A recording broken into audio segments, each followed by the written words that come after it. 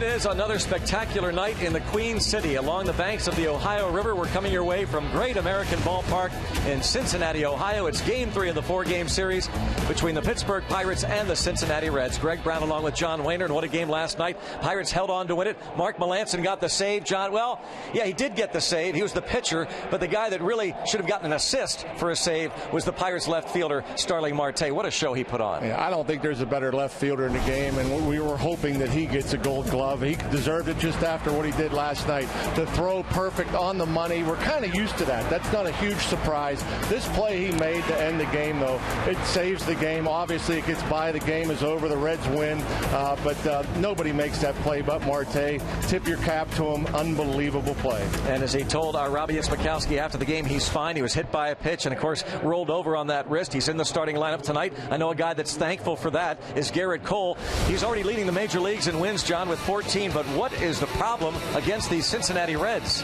I don't know. 5 starts for Garrett Cole against these Reds. No wins. 0-3 record overall. 0-2 this year. His last start, actually, they hit some pretty good pitches. Frazier in the first inning hit a pitch down and away into right, and Bruce hit a homer off him on a pretty good pitch. Certain teams like facing certain guys, and so far in Cole's young career, the Reds have had his number. I'm sure he can figure it out. If anybody can, it's Garrett Cole, the Pirates ace. He looks to get it going against the Cincinnati Reds, and a guy who's, well, he's been going for a long time. We're talking about the Pirates shortstop tonight, Jung Ho Kang. 3 hits last night. Buccos and Reds coming up next.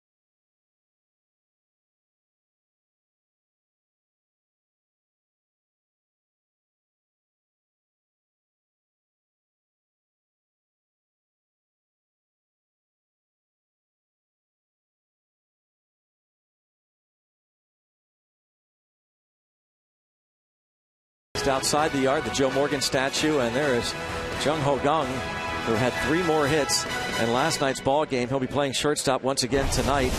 And you just take a look at these numbers, John. He is coming off the month of July, the best month by a Pirate rookie since 1996. 3 more hits for him last night. And all extra base hits, all off the fastball. And you know, we've seen him pull the fastball, see him pull the fastball out of the ballpark. Now they're trying to pitch him away. Now he's hitting gap shots the other way. down the line to right. I mean, it's just an impressive year. This guy just can flat out hit. You actually could say this is maybe the best month since Paul Waner's September 1926. That's how good that month of July was. And there he is in terms of National League rookie ranks, our Barrel Automotive League leaders, Jung Ho Kang. Where would the Pirates be without him? Where would we be without Dan Potash? Let's go back to the studios and find out.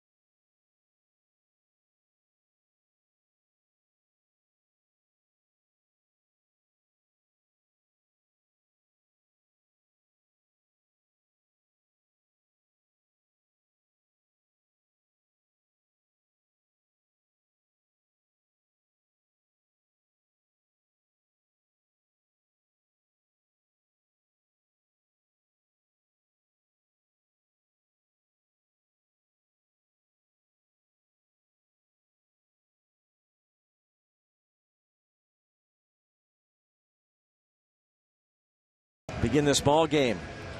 And Gregory Polanco will be leading things off here against Raisel Iglesias. Here is the Toyota starting lineup with Polanco leading off. Starling Marte hits second. Andrew McCutcheon in that 3-hole. 14 homers in his career at Great American Ballpark in 52 games. Aramis Ramirez always hits well against the Reds. He's the cleanup man. Then we talked about Kang. Neil Walker will follow. Pedro Alvarez, Chris Stewart catching Garrett Cole.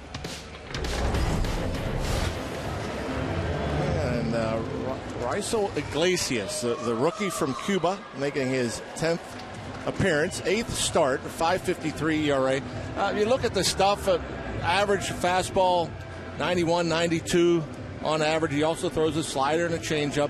Very tough against righties in his young career. Lefties hit much higher than do the righties, and that's because of the slider. He has a pretty good slider when he locates it. If he leaves it up, it'll get hit hard. He is 25 years old. 6'2", 185 pounds, and the first pitch is a strike to Gregory Polanco. 81 degrees at game time here in Cincy. Another pleasant day.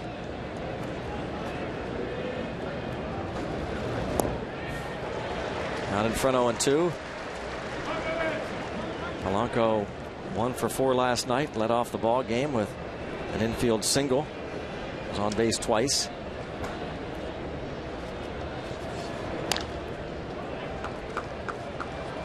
There's a changeup. When you're facing a guy for the first time, as the Pirates are here today, you want to see as many pitches as you can early.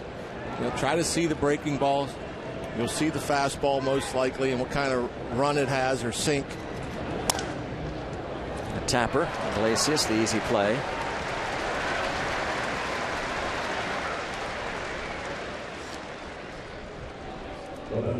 Jay Bruce is in right field. The Honda defense also has the speedy Billy Hamilton in center, Marlon Byrd in left. Todd Frazier, Joey Votto on the corners. Eugenio Suarez is the shortstop with Brandon Phillips at second. And another Cuban defector behind the plate, Brian Pena. So very familiar with Raisel Iglesias. Both played in Cuba. Another teammate, Aroldis Chapman. He signed a 7-year deal with the Reds in November last year, $27 million. A strike on Starling Marte, 11-game hitting streak. Hold your breath every time he gets hit by a pitch. He was hit on the hand last night and then looked like he was rolling over that wrist. That great catch to end the game last night, but thankfully he's okay. Yeah, I can tell you, it's strong bones. Yeah, strong bones, and a lot of people were talking last night and today around the team because we like to compare moments, and there's a 3-pitch strikeout of Marte, but nobody can recall a game that ended like that where the left fielder made back-to-back plays in a 1-run ball game to throw out a runner, and the next batter he robs of a hit, and if that ball gets past him, John, ball game could be over. Game's over, no doubt about it. But it's special. This guy has to get Gold Glove consideration. Not only his speed and his arm, but the jumps, the anticipation, his angles to the ball. I mean, that takes a lot of guts too. Brandon Phillips, who last night had the base hit to get on, but then was thrown out on the single by Todd Frazier by Marte, that 1-hop strike. It was Marlon Byrd who was robbed of the potential game tying, if not game winning hit.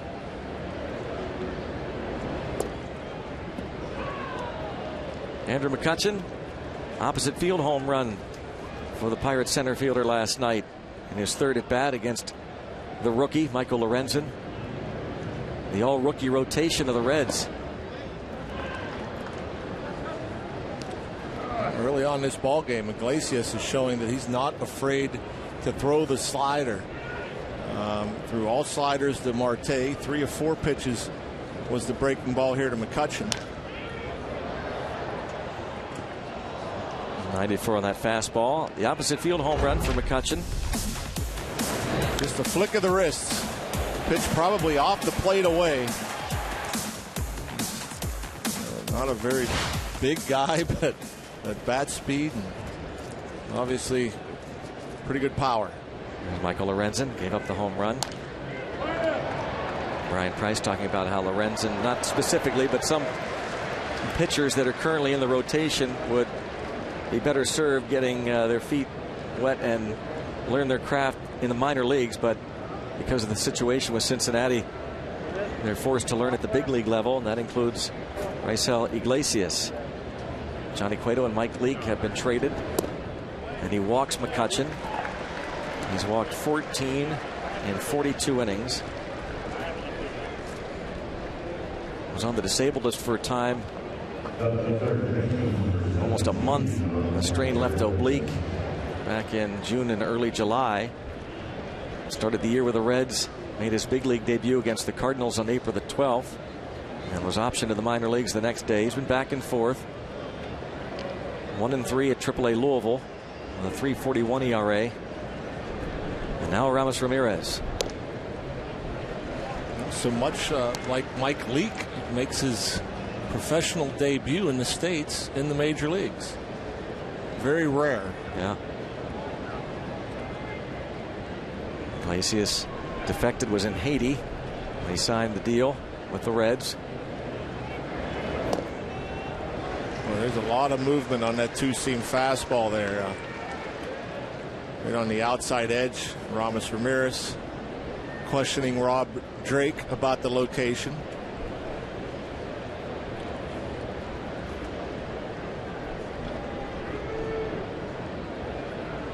Oh, 0-2 after walking McCutchen.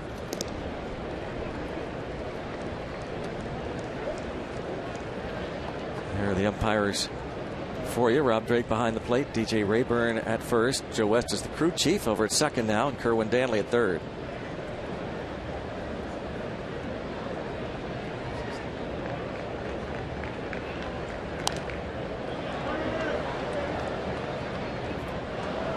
Still 0-2.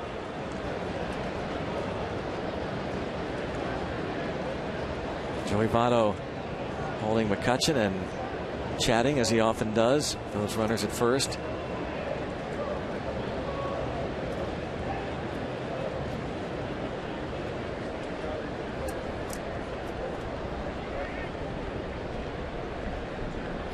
And he strikes out Ramirez with that breaking ball. A couple of strikeouts for Iglesias. Half inning, Pittsburgh 0, the Reds. Coming to bat.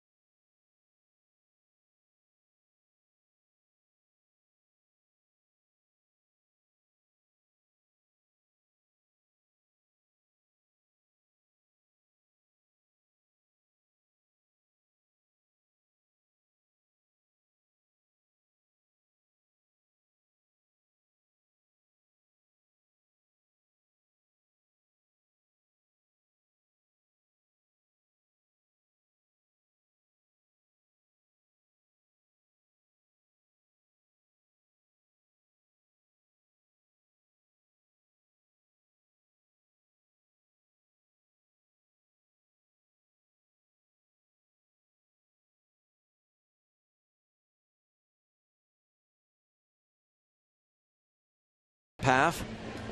And now Garrett Cole will face this Honda starting lineup for Brian Price's Reds.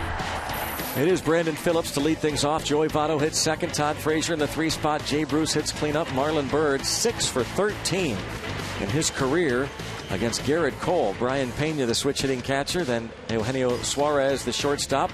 Pitcher bats 8 for Brian Price and Billy Hamilton. Garrett Cole looking to get that first win against these Reds. For whatever reason, they've had his number this year and in his young career. 21st start, 14-4, 2.24 ERA. Pretty remarkable stuff from Garrett Cole. And, you know, he's coming with his best tonight. Yeah, I was going to say, he is so determined right now. You don't have to ask him. You know it. You've watched him enough now as a Pirate fan to know this guy's attitude. He is determined to beat the Reds tonight. He knows the numbers. He knows the past. It's just a matter of how he's going to attack them and what will the Reds do against him.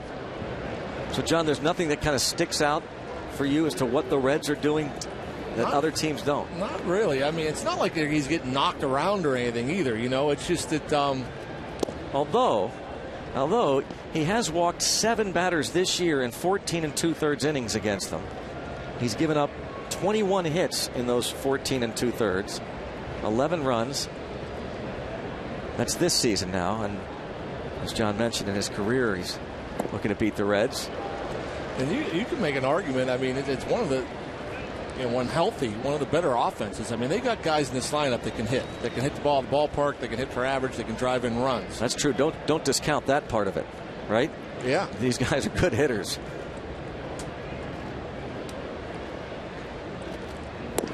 Well, he takes care of Brandon Phillips. Look at Phillips react. Look at that. Yeah, big league players, especially guys like Phillips, have been around so long, don't want to look bad or be embarrassed. And he looked bad and probably a little embarrassed. That's a nasty breaking ball from Cole. No chance for Phillips. And he's saying he can't see it. He's pointing to his fingers. Maybe not picking up the spin. I mean, earlier, the last couple of games, it was bright in the hitter's background, the batter's eye. Not so tonight.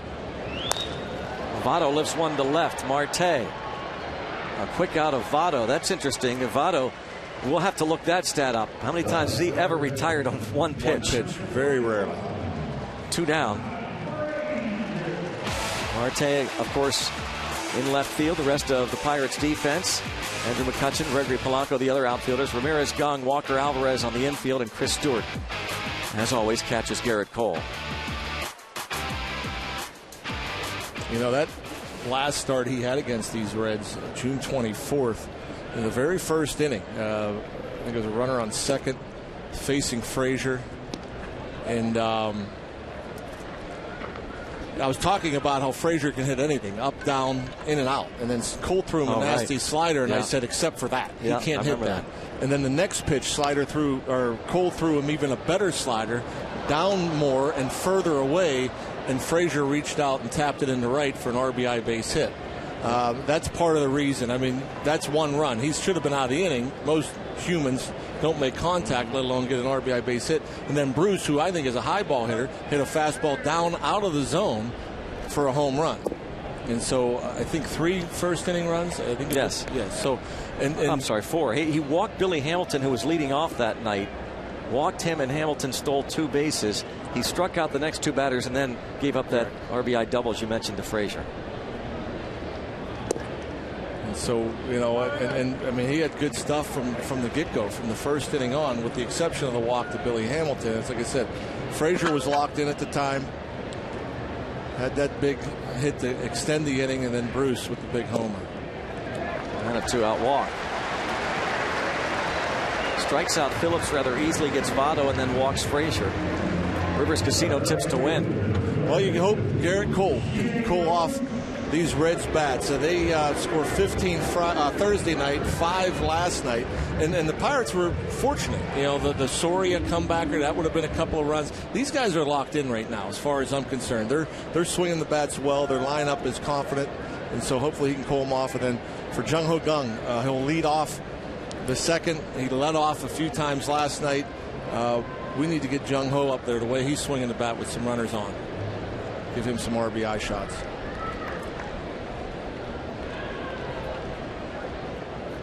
Jay Bruce did not play against the lefty Locke last night. Was 1 for 4, drove in 3 runs on Thursday.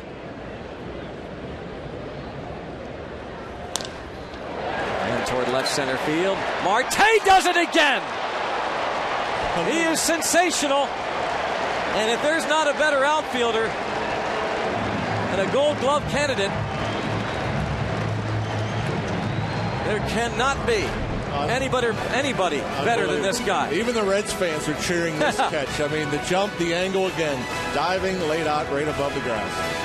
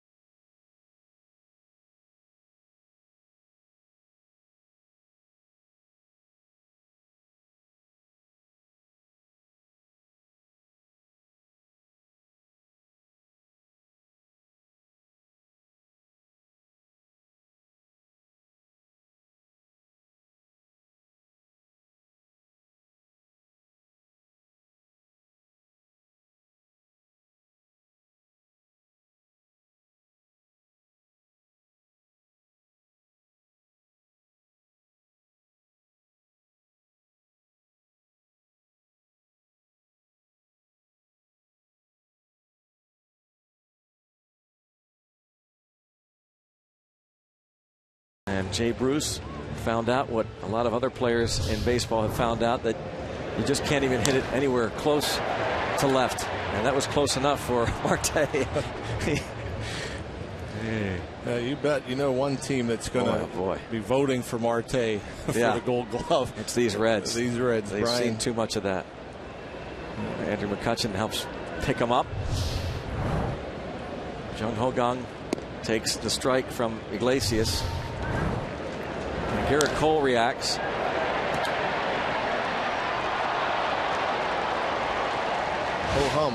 Cole expected it. Kang with a fly ball hit deep to left field, but at the track, a little problem for Bird. He recovers to make the catch. You know, we saw Marlon Bird when he was with the Pirates. He played a lot of center field before he came to the Pirates. He's a good outfielder. Doesn't look it on this particular play as he got turned around a bit and kind of fell to his right. And he's going to catch everything that he can, anything he can get to.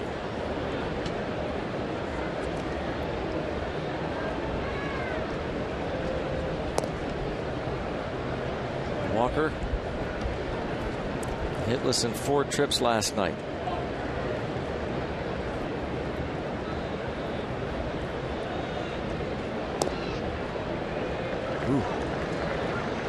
Yeah, Walker didn't like that one. He's questioning Rob Drake as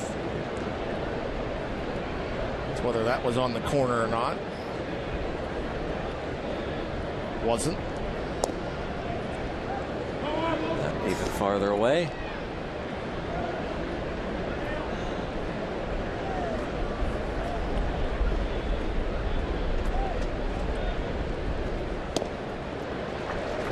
And we've seen early on, and we'll see how this goes after the first, second time through the lineup. Iglesias working pretty fast, throwing a lot of breaking balls. 2-seam fastball. He's left his share over the middle of the plate already. Frazier. You can tell he got good stuff. Low 90s fastball with good movement. A nice little slider, too. We've seen him change up a couple of times. But unless he can keep it on the edges and down, I think the Pirates get to him eventually.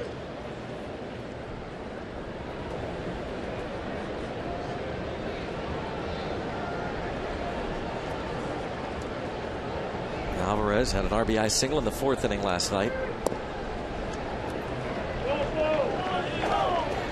That's another one. Iglesias getting those calls. And that was even further off the plate. Wow. That pitch was. I mean, it's one thing, an inch or two, or maybe a few inches off the plate. Joe thinks it's fantastic. Yeah, I like that. That's the old school zone. I taught him that. He's on my crew. He's proud of that. That's right. That's right.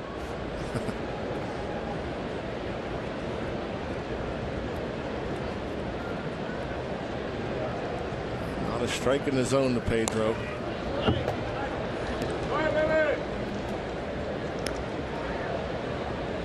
Last night, Kerwin Danley behind the plate.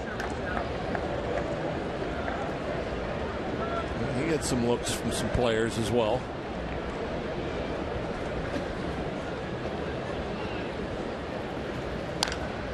And rolled to the first baseman, Votto. Iglesias enjoys a 1-2-3 top of the 2nd.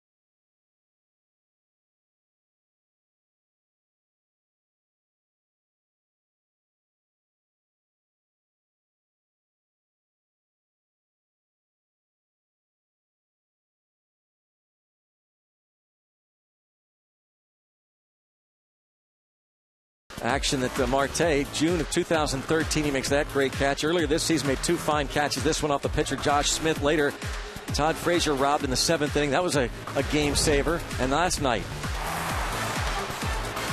the catch that saved the game off the bat of Marlon Byrd. Tonight,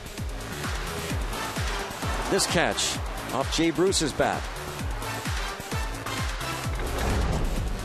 And that one looked much more comfortable. Last night, boy, he hit the ground hard. Yeah. Taped up a little bit, that left wrist.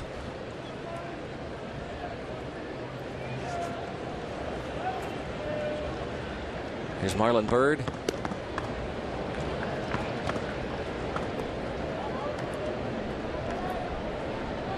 Talked about that June 24th start for Garrett Cole, giving up 4 runs, including a first inning 2-run homer to Byrd. Broken bat bouncer, and it's 0-2.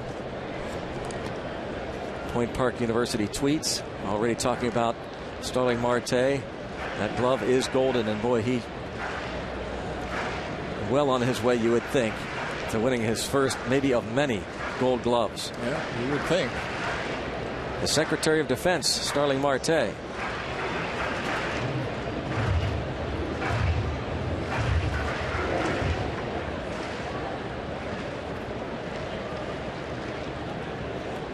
Two on Byrd.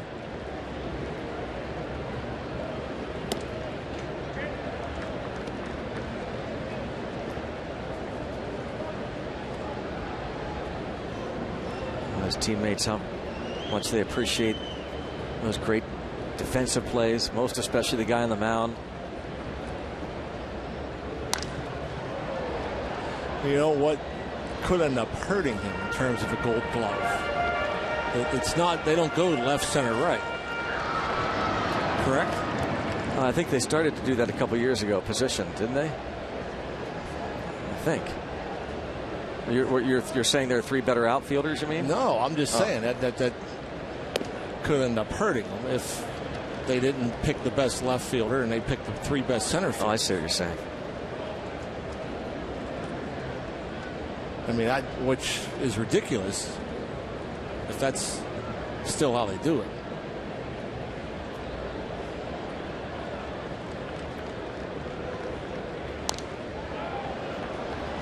Marlon Byrd making Garrett Cole work here. Fighting off. I'm just looking at last year's, John. Sorry to interrupt you, but they do it, I think, by position because Christian Yelich won it. And for left, Juan Lagares in center, Hayward in right. Okay. So that'll help. You're saying that'll help, actually. Oh, yeah. Absolutely. That helps. Because he's clearly the best left fielder in the National League. Yeah.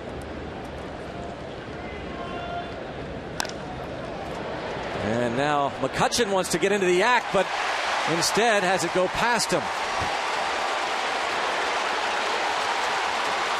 And it's going to be what will be ruled, I imagine, a triple. But obviously McCutchen either has to try to make the catcher back up, and Bird's at third.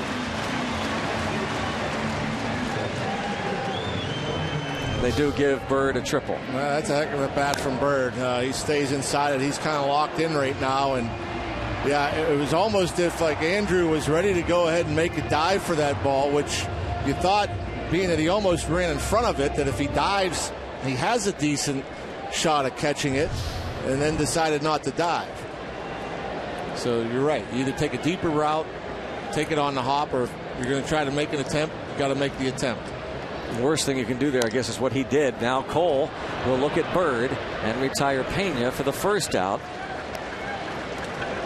Well, just like Marte picked up Cole with that great catch to end the first, Cole wants to pick up McCutchen here. Of course. Indeed. And now you'll move the infield in. Cole will be thinking strikeout, or at the very least get a ground ball at somebody. Yeah, that does. That has to work both ways. Whether you make an error on defense or you misplay a ball, you want that pitcher to pick you up because you know you're going to do everything you can for that pitcher.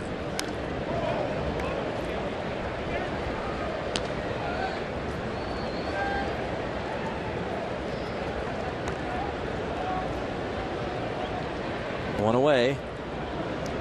Eugenio Suarez hitting .299.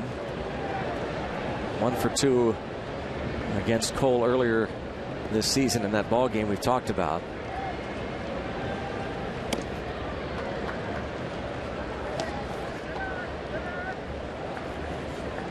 Cole 14 and 4, a 2.24 ERA, the fourth lowest earned run average in the league of 2.24.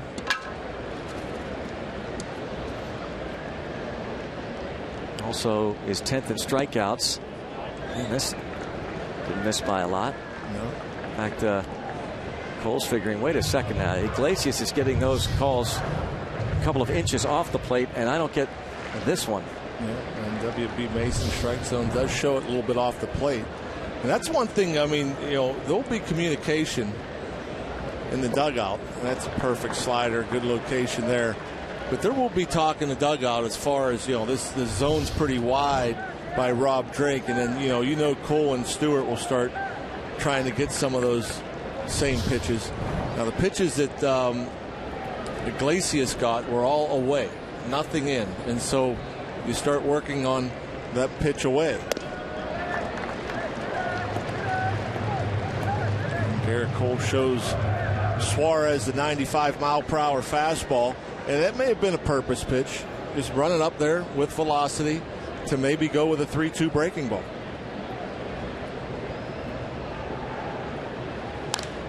And a fly ball. Plenty deep. McCutchen. And a sacrifice fly for Suarez. It's 1-0 Cincinnati. And I think that Chris Stewart and Garrett Cole thought that they can go in there and get a ground ball, get a weak ground ball to the pull side. But where we are in the lineup, that's why I thought you could afford to try and go with another slider out of the zone and get a swing and miss, because now you're facing the pitcher. Okay, and so it wouldn't have hurt if he takes the pitch. Let's say you try to throw that same slider you got him to swing at for strike 2. If he takes it, you walk him. That's not the big deal because you got the pitcher up. But I'm sure both Cole and Stewart thought that upon the fastball in here, I'll get a weak grounder to left. Pretty good swing there from Suarez. He picks up his 19th RBI. Iglesias 0 for 11 at the plate this season.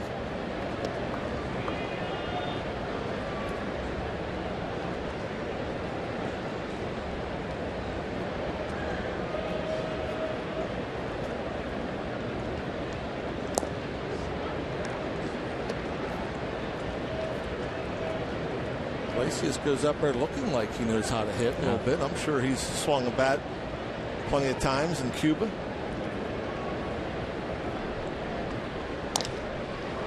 And Young going to play that last hop. Done it over there as Iglesias gets down the line.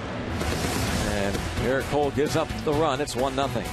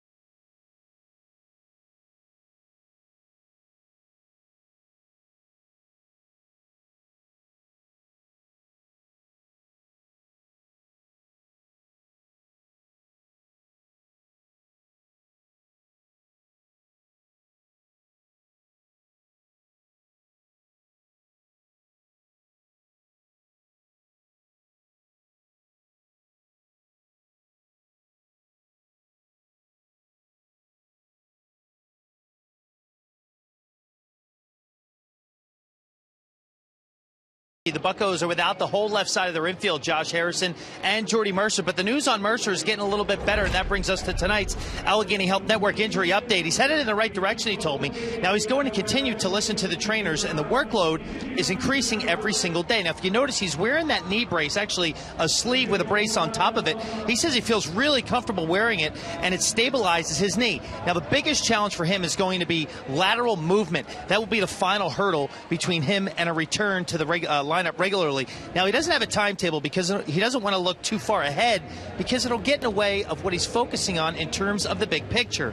So he's not put any time frames on anything, but he took some swings as well today, Greg and John. He actually hit a few home runs, so he must be getting back closer to normal. But the news continually getting better day to day with the starting shortstop of the Buccos. You'd have to think that if all goes well, Clint Hurdle will have both Mercer and Josh Harrison back by, well, let's say maybe 3 weeks. Regardless, the Pirates have done a nice job in their absence, because we talked to Josh Harrison last night with the addition of Aramis Ramirez at third and the way Gong is hitting. That's the one thing I think it's going to be difficult, is once Jordy is ready to go, if Gong continues to hit the way he is, he's a hard bat to take out of your lineup. Always seems to work out somehow.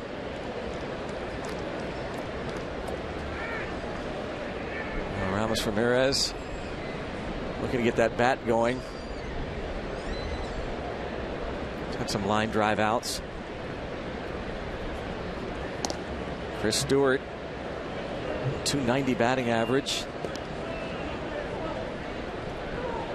Played a few innings on Thursday when that game got out of hand and got a sacrifice fly.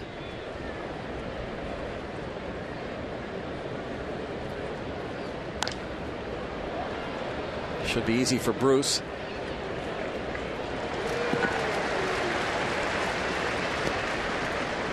Now Garrett Cole. Then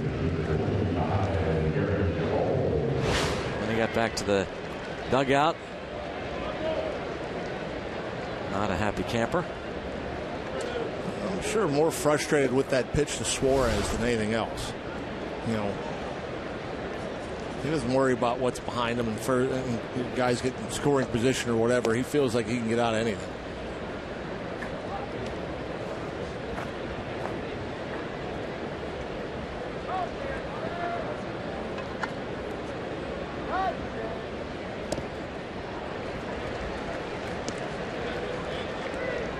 Suarez picking up the sacrifice fly, giving the Reds this lead.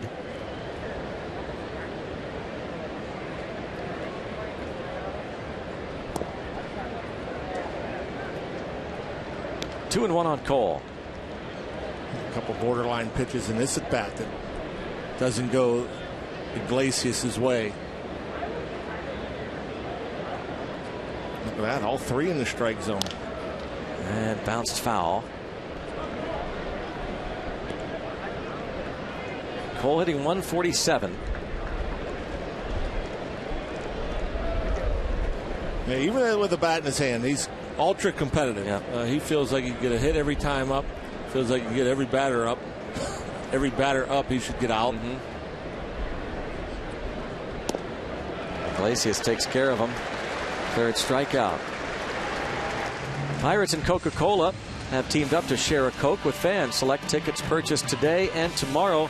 The Pirates will add $5 of loaded value onto your ticket, good for the purchase of a Coca-Cola product at PNC Park. The offer valid for any of the 3 games against the Cubs. It starts Monday night, Monday through Wednesday. Get your tickets now at pirates.com/Coca-Cola. Bucks and Cubs at PNC Park starting Monday night. A 3-game series, all 7:05 starts. Cubs haven't announced the rotation yet. I figure we're going to see John Lester. There's a hard hit ball past Phillips. The first Pirates hit belongs to Gregory Polanco. Here we are the second time through. Hard hit ground ball. Brandon Phillips wasn't that far to his left, but it just was hit so hard. Phillips just couldn't get over there in time. And Polanco, the big man, when he gets the barrel of the ball, the ground balls, watch how quickly it gets by Phillips. Phillips a step and a half and a dive, and that ball was already in the grass.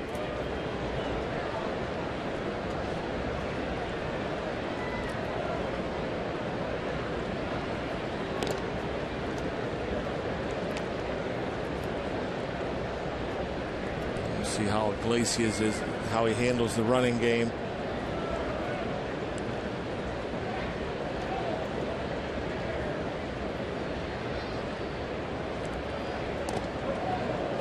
For whatever reason, I always think of like the guys that come over from Cuba. are very well taught, and you know, and there's no weakness in terms of the fundamentals, whether it be slide steps to the plate or moves or fielding their position or bunting. I have this in they just know what they're doing. Yeah, that they are very well schooled. It's just about everything, all the little things. They always seem to be good athletes on the mound. Yeah, that too. Cuban pitchers. There's a Cuban battery there. Ryan Pena. Iglesias, after he went flying down the line, he went in the dugout, maybe sat down for a second, then he went flying out to the mound. Bounced to short. The force there. Head to the bottom of the third.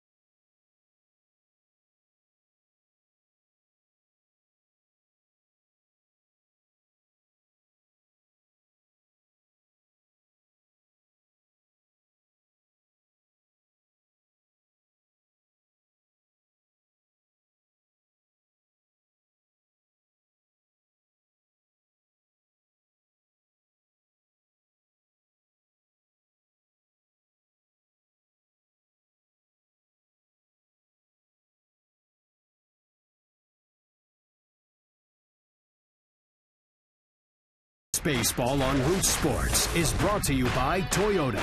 Toyota helps you get the most out of your drive. Just ask a friend who drives one. Toyota, let's go places. And by Barrel Automotive, we're driven to be better. Let's go Bucks. It is 1-0 Cincy. Head to the bottom of the third inning. Hey, look at that Pirate fan. First Bucko game. Nice. Parrot's awfully happy. First pitch swinging, Billy Hamilton. Well, as always, when we come to Cincy, a lot of Pirate fans, but I'm surprised there's not more. Big crowds here, first 3 games. You look down, you see a lot of red. Still a good bit of black and gold. I'm impressed at how many Reds fans have come out, given what's been going on. I think this is supposed to be Devin Mesoraco bobblehead. They still give them away. They're still giving them away. The bobbleheads, even though Mesoraco long on the DL.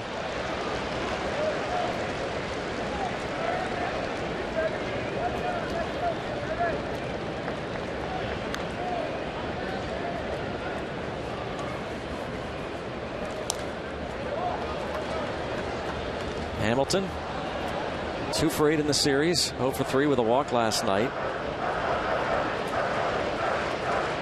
see his batting average for the season, but a .271 mark against the Pirates. Always crucial when he's leading off to keep him off the bases, especially when he's batting. Line to left center field. And he leads off with a single. A line single to left center. We want to see your strongest fan photo. Use the hashtag PittDataStrongFan, and you just might see yourself at an upcoming broadcast. It's brought to you by T-Mobile. So get your strongest fan photo in. Why don't you do that right now? Hashtag PittDataStrongFan from T-Mobile. No, Hamilton will not wait long to start moving around the bases. And it's so much less stress when you face him with a couple of outs. But when he's leading off an inning, crucial to get him out.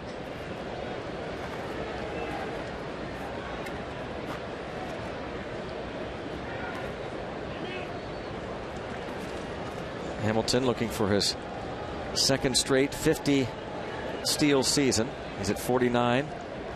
Last year became one of only 9 Reds ever to produce 50 steals in a season at 56 last year. Leads the majors again this season. And they thought he'd be going. They pitch out, but not this time.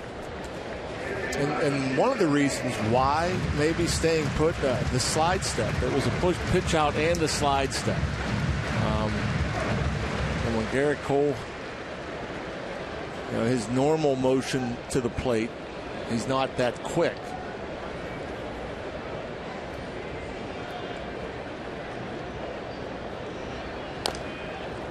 Another slide step keeps Hamilton put. Hamilton has stolen 14 bases against the Pirates this season. He's been caught once against the Bucks.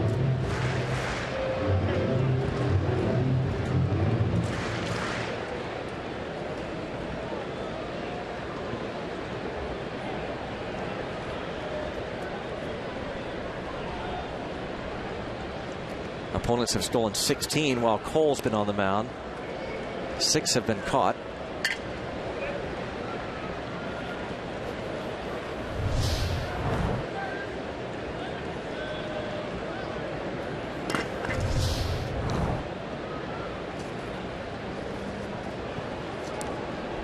Incredible speed there. What numbers? Early career. Toward left, and Marte. 1 out. Phillips slides to left. I'm very surprised he didn't take off there. That was a delivery from Cole where, his typical motion where he lifts the leg all the way up, throws home. Hamilton staying put, and this was a changeup left up, and Garrett Cole feeling thankful that ball stayed in the ballpark. You don't leave the changeup letter high and get away with it too often. Joey Votto flied out on the first pitch in the first inning. Well, it looked like they had Hamilton leaning just a bit.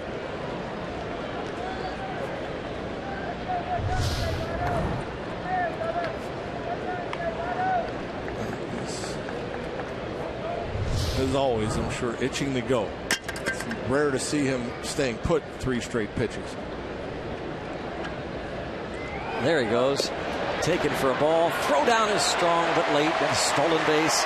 That is number 50 for Hamilton.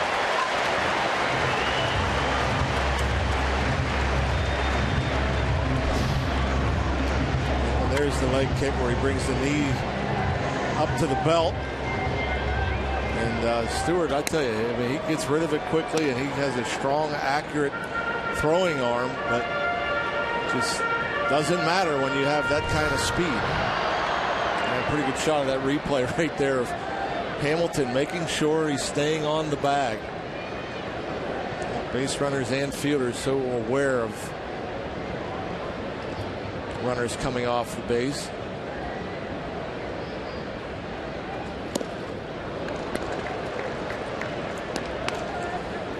Up to 97.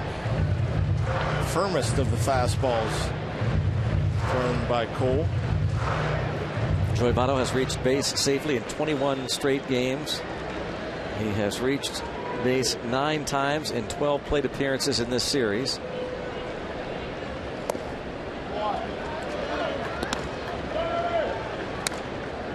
Last 66 plate appearances, Votto has reached base safely 47 times.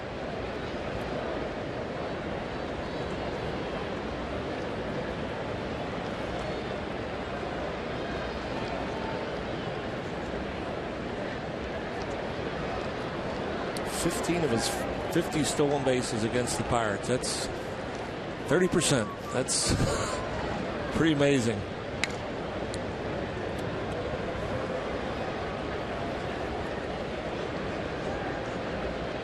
Big lead off of second. He went with a slide step with Hamilton on second. 2-2. What, because I know Cole probably isn't that comfortable with the slide step, and especially when you got a guy like Votto up there worrying about sacrificing location when you're quicker to the plate. But that breaking ball he just threw was right on the outside edge. Yes, he gets Votto. Big punch out there. Second K for Cole. Yeah, the first K he made Brandon Phillips look bad. Second K he makes Joey Votto look bad, and that's always difficult to do. And you can tell he was just in that emergency swing mode, just trying to foul it off, but it was by him.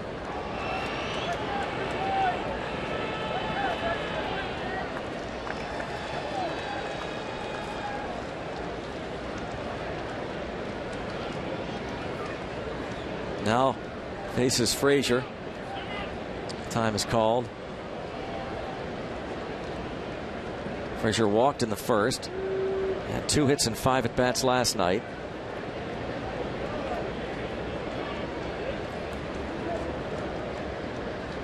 And Hamilton will take off for third and close play, but another steal.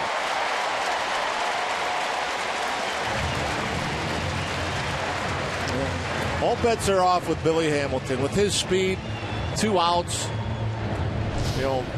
Most teams want him to shut it down. Would shut down most base stealers, figuring you're going to score on a single anyhow. We don't want you taking the risk. But Billy Hamilton doesn't have any roles. Doesn't seem like he's just going to go because you can't throw him out. Yeah.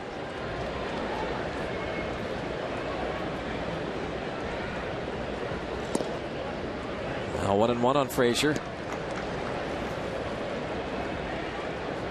Tied for 4th in the National League with the 67 runs batted in.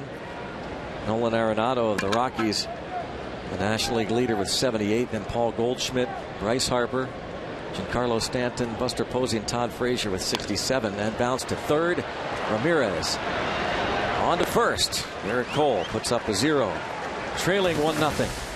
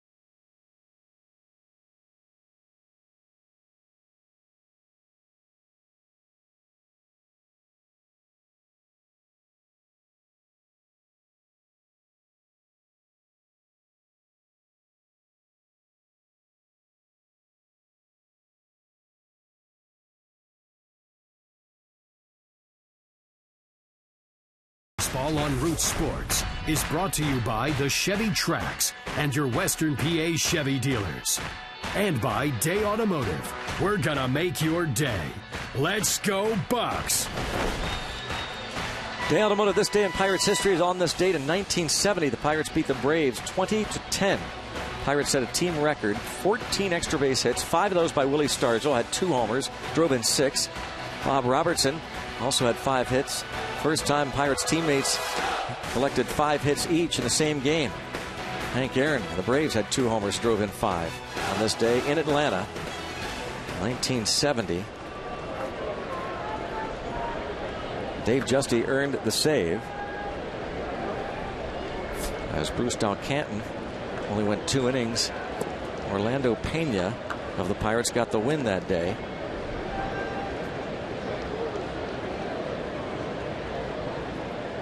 Andrew McCutchen drives it deep but foul. I mean, he jumped on it. Wow, that thing is way up there. Yeah, it is. Whoa, even McCutchen is admiring that.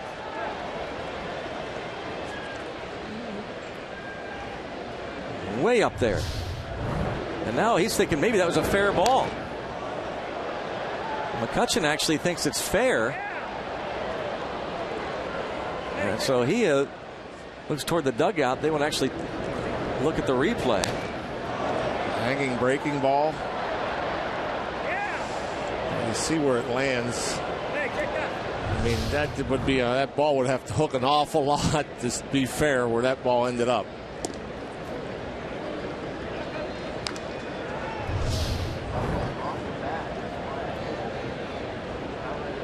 Wow, that's way up there. Long ways. And now the other way. Shallow right, and Bruce. 1 out.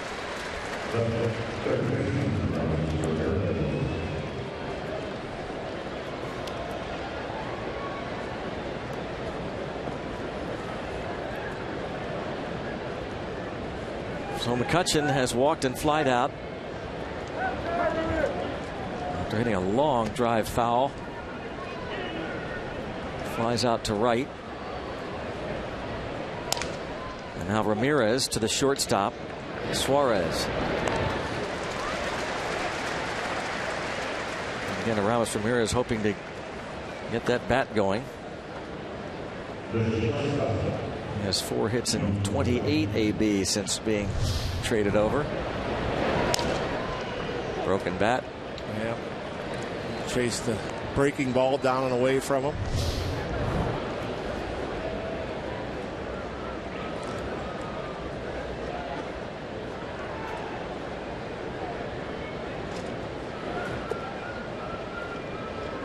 Jung Ho Kang takes ball 1, a pitch that was in the dirt. Hit a ball to the warning track in left field his first time up. Raciel Iglesias has given up just 1 hit. And they're going to be more and more careful with Jung Ho. Even the ball he hit to the warning track was on a breaking ball. 2 breaking balls here.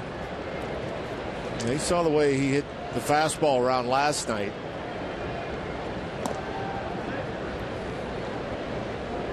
Iglesias has been really good through the first 3 innings this season. A 1.29 ERA, but after that, ERA over 10.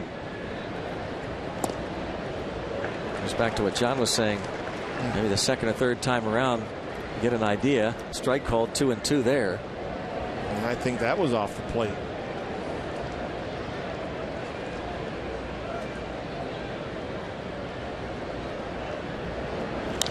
And a fly ball hit deep to left. You can forget it. The Gong Show in Cincinnati. A towering drive to left ties the game at 1. Number 8 for Jung Ho Kang. It's almost like you can't wait till he gets up there. The way he's swinging the bat. Jeez. And that's on the breaking ball. He hangs it. And they have been careful with the fastball, trying not to throw it in the strike zone. And so he gets a breaking ball. Just missed one his last time up, leading off the second. But he gets one here. Doesn't miss it. Whew. Another look. Breaking ball up, thigh high, outer half. He knew it. As did Iglesias. And Bird, the left fielder, did not even move. There you see it. Allegheny Health Network Supermo look. Such a short, efficient swing from Jung Ho. He's making it look easy. It's not that easy, folks. Don't tell him that. Not that easy. Travels some 432 feet to left field. Man. What a pickup, my man. Yeah, it's really. I mean, pretty amazing.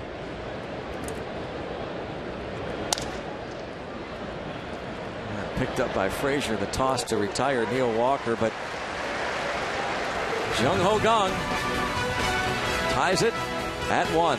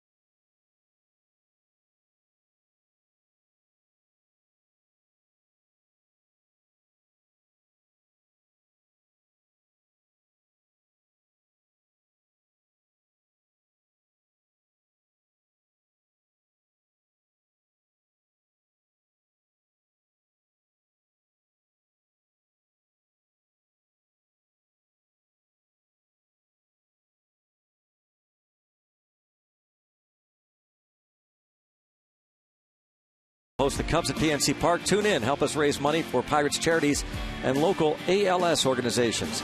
Purchase VIP bags packed with memorabilia or a chance to take part in a Pirates Team Ice Bucket Challenge. Pirates Charities on Root Sports Auction Tuesday starts at 6. Visit Pirates.com for more information. UPMC scoreboard. Reds 1, Jung Ho Kang 1.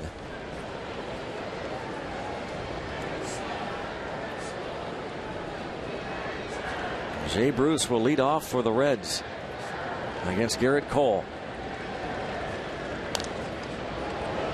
And that's going to drift toward the seats. Ramirez and Stewart over, but it's several rows back. And I love the way after Jung Ho does something, you can't get a smile out of him. It's just all business. It's, hey, this is my job. This is what I'm paid to do. Doesn't get too excited. Doesn't get too upset. Yeah. His attitude has been the same since he arrived in Bradenton. And all the talk about why the Pirates signed him.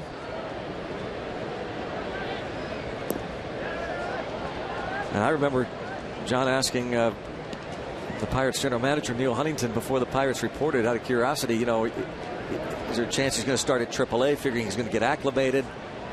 No, this guy is not going to the minor leagues. Now we see why. And there's a strikeout.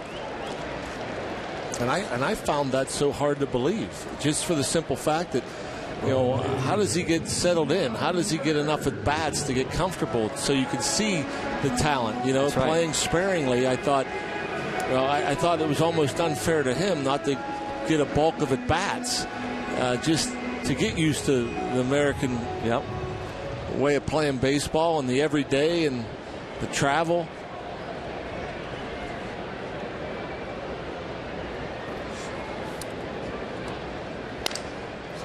Josh Harrison struggled a bit at third. Jordy Mercer at short. So Kang was initially more at short. Then I think the Pirates felt like, and you can see wouldn't you say his best position would be third base? Yeah, probably. I mean, not much range over there at short, but the more he gets to know this league and these hitters, that should improve. And obviously Nick Leyva works with the infielders, will try to position him to best field these guys, and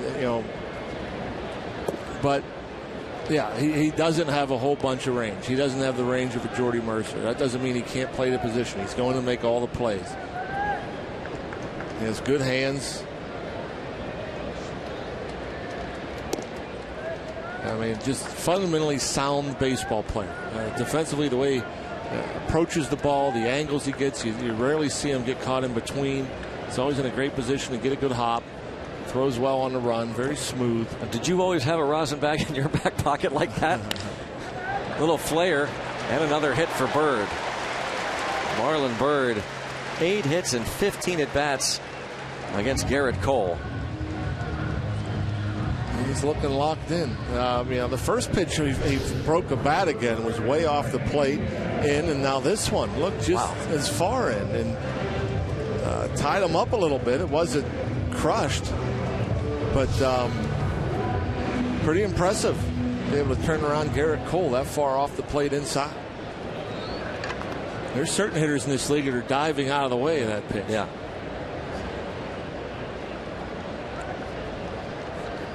Like hitting the dirt.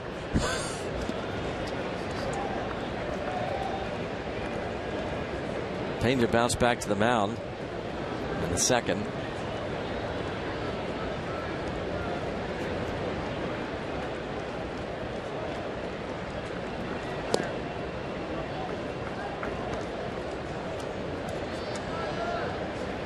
Marlon Bird this year hitting over 350 against the Pirates. 7 for 12 in this series.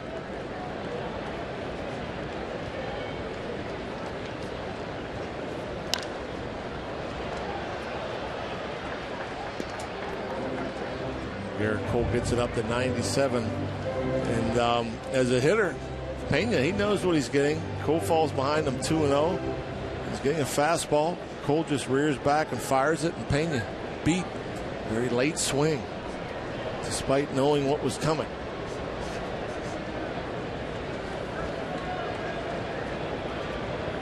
It has been a long time since a Pirates pitcher on August the 1st won as many as 14 games. 1971, Doc Ellis. In fact, on this date, Ellis was 15-5 in 1971. He actually was looking for his 16th win on August 1st of 71, but the Giants beat him to fall to 15-5.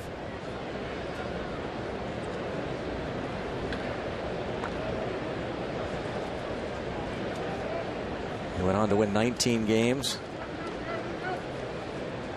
Garrett Cole is looking to become the first Pirates pitcher to win 20 games since John Smiley in 1991.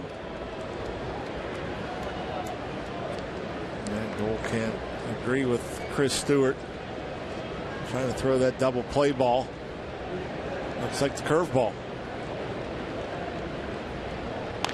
And hit hard, and Alvarez can't make the play. That's a potential double play ball, and they get nobody. Well, they're going to rule it a base hit, although very hard hit, but right at him. I'm sorry. Not trying to rip on Pedro Alvarez, but that's not fair to Garrett Cole. No. That's a double play ball. Yeah, that's insane. Right through the legs. Yeah, the Pirates should be back in the dugout. And that's ridiculous. I have to assume they're going to change that to an E3. Eugenio Suarez takes a strike. 2 on, 1 out.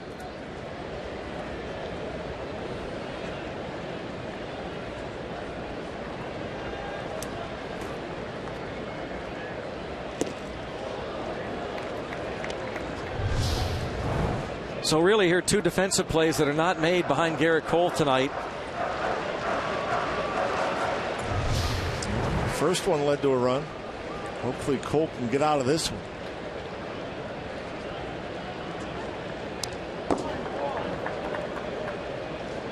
Just able to stay alive there is Suarez, a slider.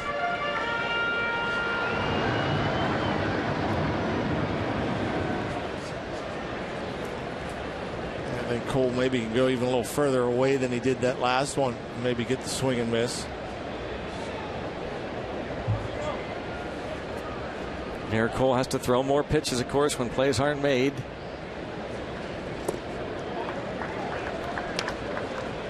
The Bird hit in the second inning. You could say it would have taken an above average catch by McCutchen, but if he concedes the single, Bird doesn't score. And that ball lined down the line in left field. And again, because the play's not made, the inning continues, and now the Reds lead it. On the double by Suarez, Bird scores.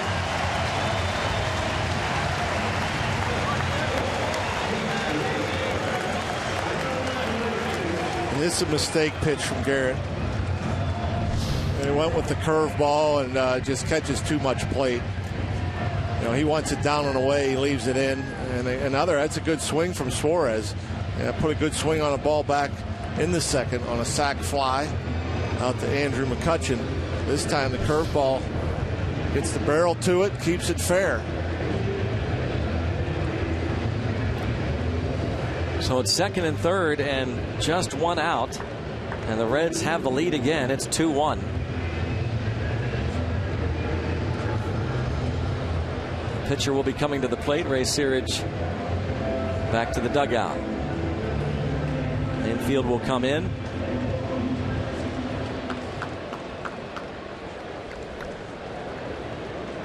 Iglesias bounced to Jung Ho Kang in the second.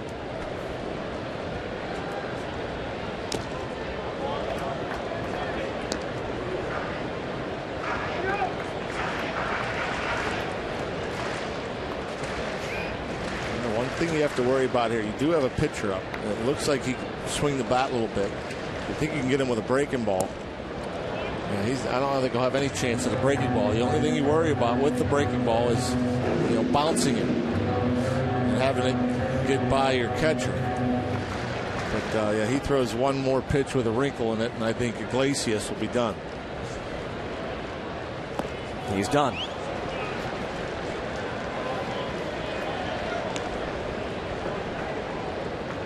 Number 4 for Cole. 2 outs in the fourth. Usually when pitchers get hit, the average pitcher, obviously there's some pitchers that hit much better than others. And so typically, you know, one pitcher will throw another pitcher fastballs and, you know, still can't hit it right. But when you're in this situation, second, third, 1 out, yeah, you don't mess around. Yeah. You can't afford to throw him a fastball first strike. And now Hamilton, who had the line single to left center field in the third inning off Cole. Shows bunt.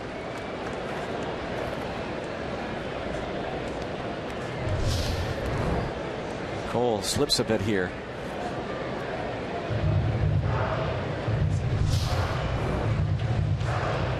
And I think both Cole and Iglesias land about in the same spot, so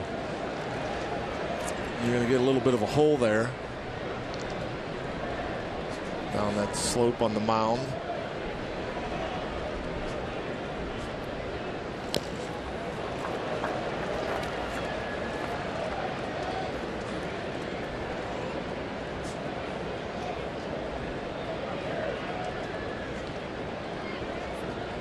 Hamilton, a .224 batting average from this left side of the plate.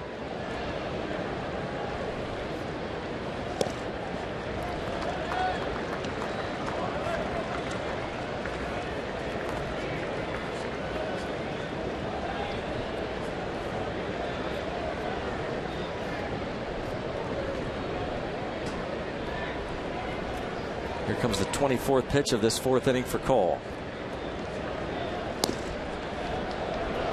There you go. Take advantage of that wide strike zone. Why not go back to it? Yeah, work on that outside part of the plate. Wow. Now, you don't expect to get that. You feel it's a bonus. But now this pitch. But if you go back there, doesn't he have to chase? You would think. Too far away. I think he tried to. He just let it get away. Two-strike pitch last time up for Hamilton. Garrett Cole threw him a high fastball. He turned it around, hit it clean, sharp single into center field. Let's see what he does here.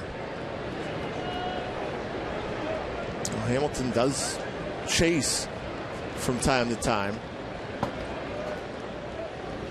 And he chases for the strikeout. The Reds get the lead. Pick up one. It's 2-1 after 4.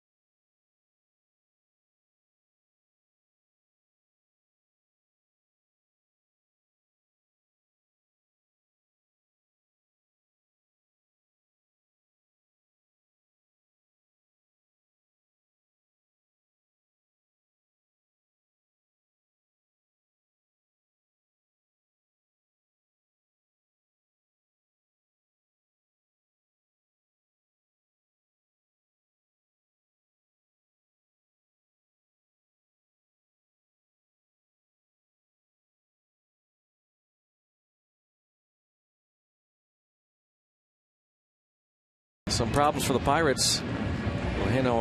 Eugenio Suarez has had a sacrifice fly and then a double, and Cole, when he walked off the mound, had that reaction as he approached the dugout.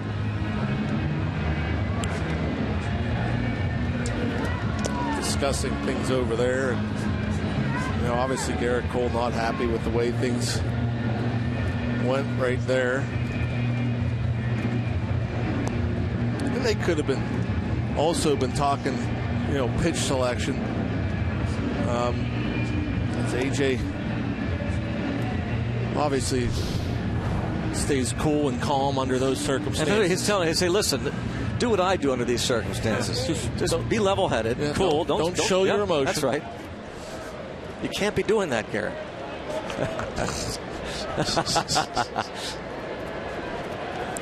You probably figure, hey, listen, I know what it looks like when I'm out there now. Settle down.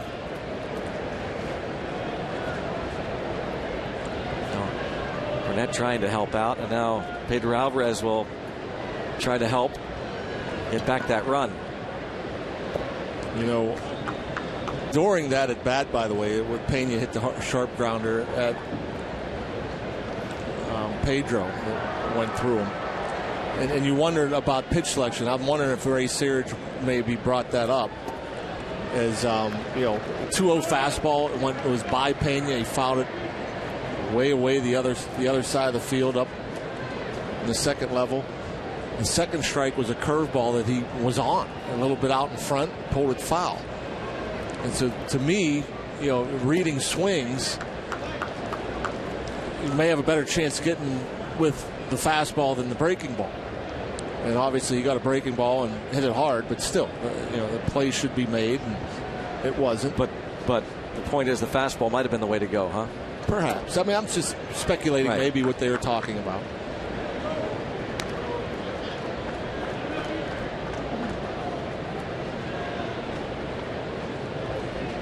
Chris Stewart next. Alvarez now a 3-1 count.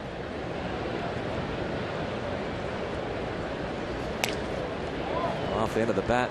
Sounded like it cracked it. Yeah, I'm guessing that bat splintered. Yeah, you could see it's split down the end. Cue shot.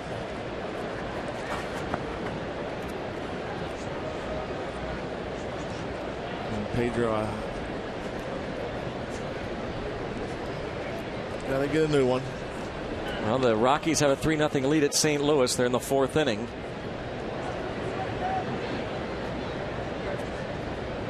Cubs have a 3-0 lead at Milwaukee, going to the bottom of the 4th.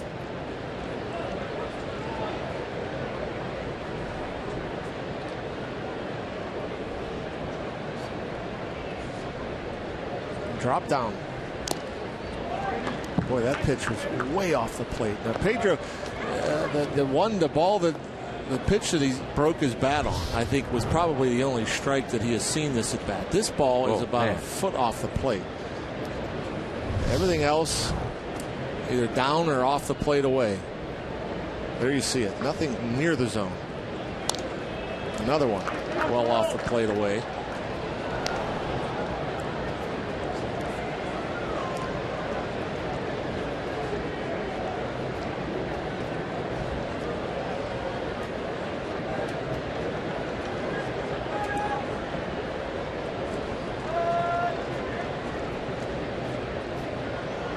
Another 3-2. Another foul. And that one was a good one to hit. Didn't get many pitches in the zone, but this center one cut here, huh? This one's center cut. And they tried to get it away, and that's middle. And I meant to, as I said earlier, this guy has missed some pitches over the heart. And Pedro helps again. That pitch down out of the zone, ball 4. 9 pitches he threw that at bat. He threw 2 in the strike zone, and 2 were good pitches to hit. Well, the next university night is for Penn State fans. Wednesday, Pirates Cubs, PNC Park, 7:05. By purchasing tickets online, you can enjoy fellow Nittany Lions for your university night at PNC Park. You'll get a Pirates cap in your university colors. Tickets start at just $19 to receive your hat. Purchase tickets at pirates.com/Penn State.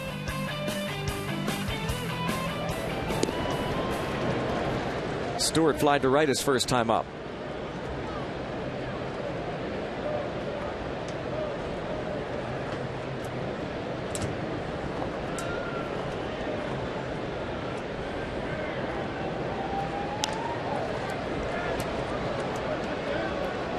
The Pirates have 2 hits. One, the home run by Gong. The other, 2-out single by Polanco. And the only other batter to reach, Andrew McCutchen, walked in the first inning.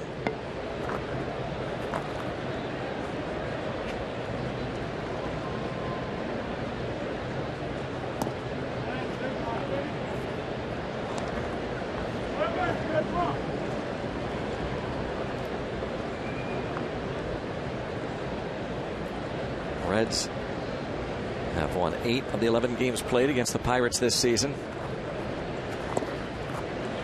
Strikes out Stewart looking. Let's go back to the studio. Dan Potash, a game break.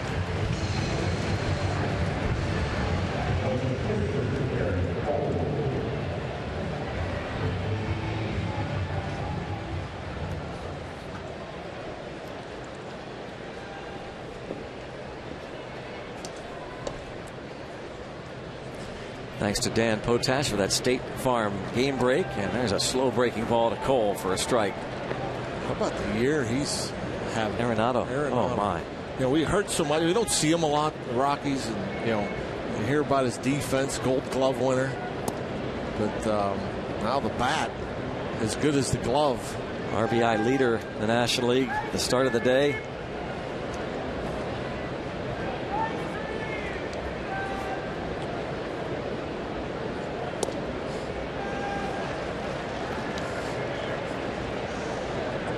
Ball, 2 strikes. Now 3 homers behind Harper. Not only is he leading the RBIs, I mean, he's, wow.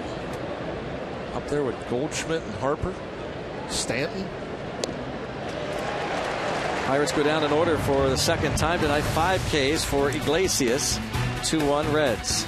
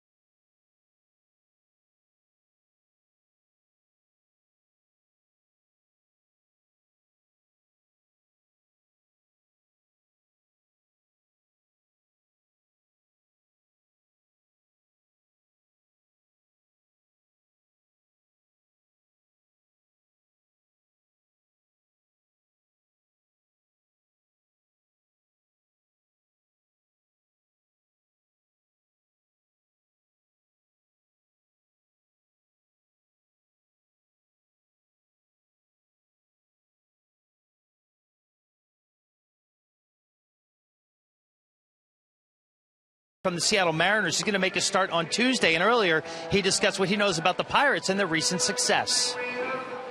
Well, you see from an outsider's view and from playing against them, you see them kind of building and building over the years, and now you see kind of where they're at, playing really good baseball, a lot of excitement around the club. So, really, what more can you ask for to go to a club that's kind of in it and playing good baseball. Jay Happ, the 9-year veteran, has some playoff experience, and Greg and Johnny did also address how excited he is to work with Ray Searage. He's very familiar with the work he's done with people in terms of turning around any rough patches they've gone through. Happ certainly has gone through one recently, but his body of work this season hasn't been that bad with the Seattle Mariners. Hopefully he picks up pretty good here when he starts on Tuesday at home against the Cubs. Now, speaking of home, Robbie, it was one thing that Happ can kind of hang his hat on. And Seattle, he had an ERA of 3.06 in his home ballpark, and he'll be pitching in I think most people would consider a pitcher-friendly ballpark, PNC Park, if it favors anybody. So hopefully the combination of Ray Searage, a nice home ballpark in Pittsburgh, and a pennant contending team will help Jay Happ. Grounded right side and a base hit. It's about 3 times that's happened to Neil Walker this road trip.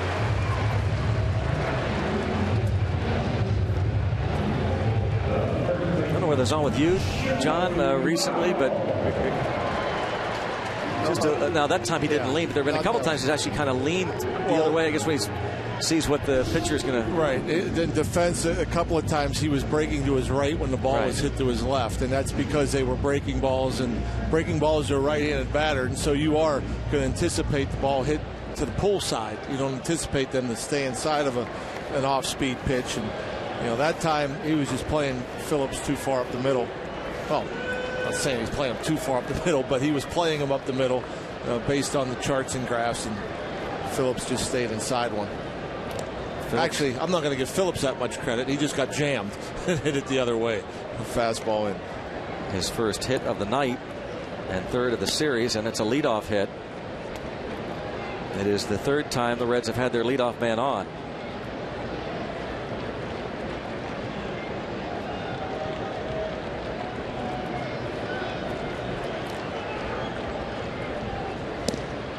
Joey Votto has flied to left and struck out. Interesting. Before batting practice today, Joey Votto had his own little private lesson, or private work at least, out on the field this afternoon. Don Long, the hitting coach, Jay Bell, the bench coach, pitching to Votto. Cole gets one there. Votto doesn't like it, but that's kind of the way it's been going. Good changeup. You don't see the changeup kind of fading away off that outside edge, but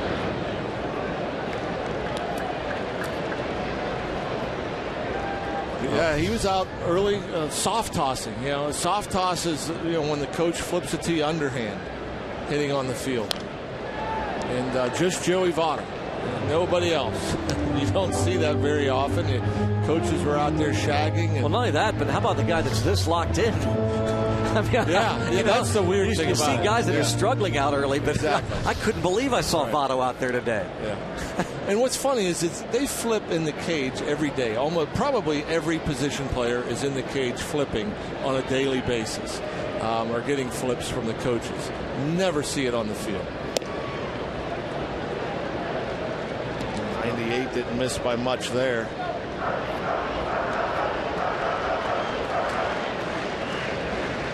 Here's Don Long, former Pirates hitting coach, now with the Reds. But when you hit as well as Votto, I guess you can do whatever you want. 1-2. As Clint Hurdle said today, when it gets to 0-2, that's about when Votto says, okay, now I'm ready. Yeah. And Garrett Cole realizes the type of hitter, and you got to turn it up a notch against a guy like Joey Votto. And coming into today has reached base like 70% of the time, and since the break, or just the last week or two. 47 times, last 67 plate appearances.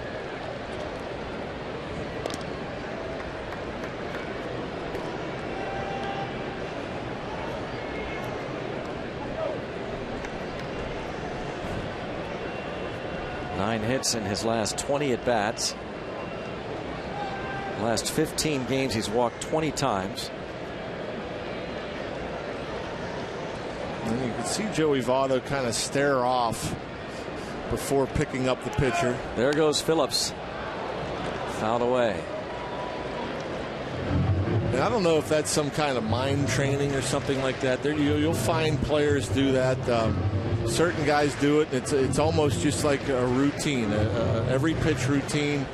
Or is he actually looking to see where that third baseman is so far off? No, is that possible? No, he's looking off somewhere out in the distance. So it is an exercise then. I think it's an exercise where you see certain guys, they might look at the numbers on the outfield wall or something like that before picking up the pitcher, just to kind of clear their mind. Ooh, that pitch, because of where Stewart's set up, you're not going to get that call a whole lot, but pretty close to being in the strike zone. UPMC Sports Medicine strike zone. But the way he catches it, umpires just aren't going to give you that pitch. Votto looks not only to left, but then to right and center. That time he may have been looking around.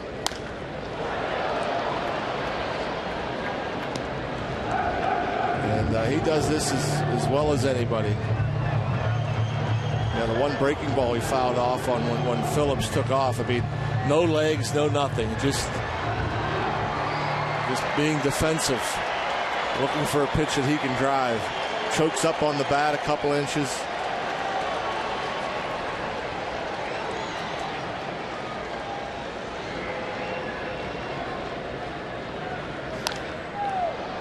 Stays 2-2.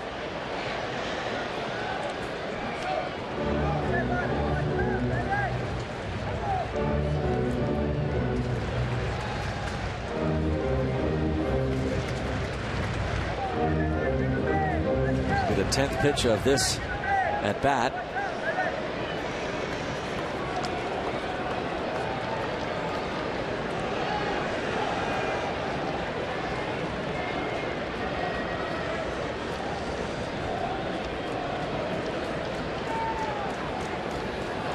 Now hit a double play ball. Ooh. How about that? A 91-mile-per-hour slider from Garrett Cole, making Joey Votto look human. Still has to work. Look at that. Yeah. Look at that strike zone. That is something else. Yeah. Like a dartboard all over the place, and he finally wins that battle. Second time he's gotten Votto. Not easy to do. My. 6 strikeouts. His last 3 outs, well, make it the last 4 outs he's recorded via the strikeout. And you see how difficult that was to get Votto? He has 78 strikeouts on the year. Just that doesn't make sense. Doesn't seem possible.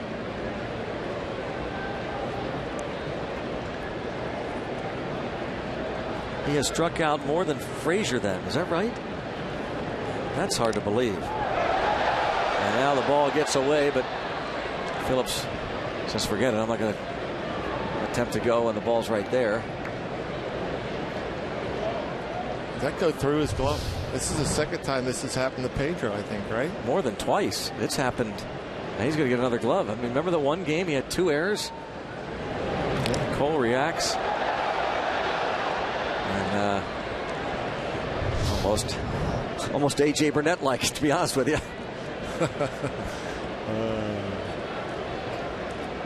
Maybe Sean Rodriguez's glove. But do you remember, I don't know if you were doing the game or not. Yeah. There were 2 pickoffs at first base he was charged errors for. He couldn't catch the pickoffs. And I don't know whether it was the glove or not. I understand. Well, that one through the glove. I know. I'm saying he's had issues. I know, but it wasn't on that one. No, that just went through the glove. Right. Yeah, he had that right in the pocket.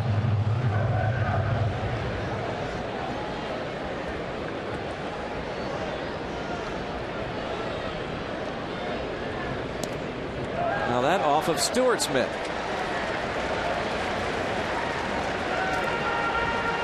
Did it go through? Go downstairs to Robbie? Yeah, so similar to what we saw back in at Wrigley Field a couple months ago. Pedro Alvarez's glove actually broke. It's going to go through his glove.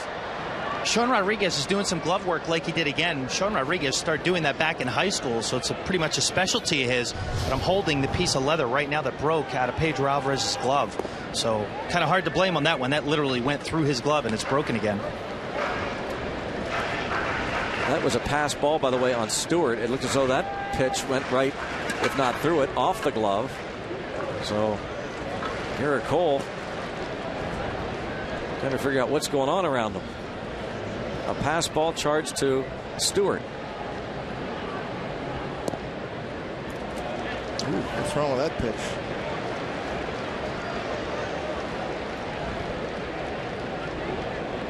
That's the first baseman's mitt. Now here's the catcher's mitt. Off the end of it. No, he missed his mark by quite a bit there. I'm sure Chris Stewart will say he should have caught it, but he set up away, and that pitch missed about 1.5 feet in.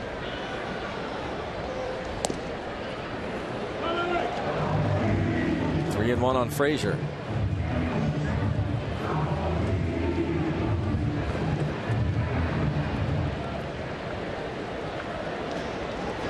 Alvarez with the new glove.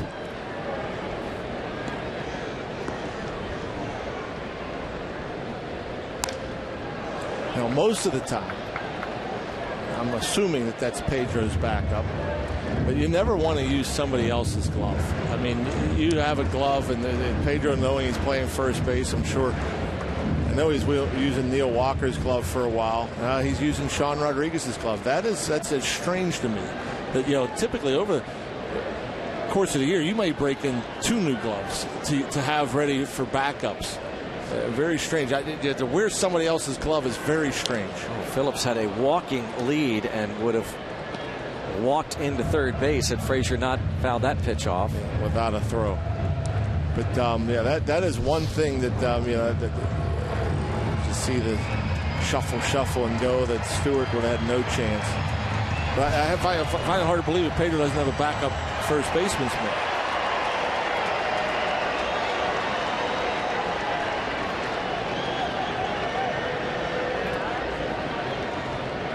If you were to ask any other infielder, that's out there, if they had a backup, I'm sure they have a couple of backups.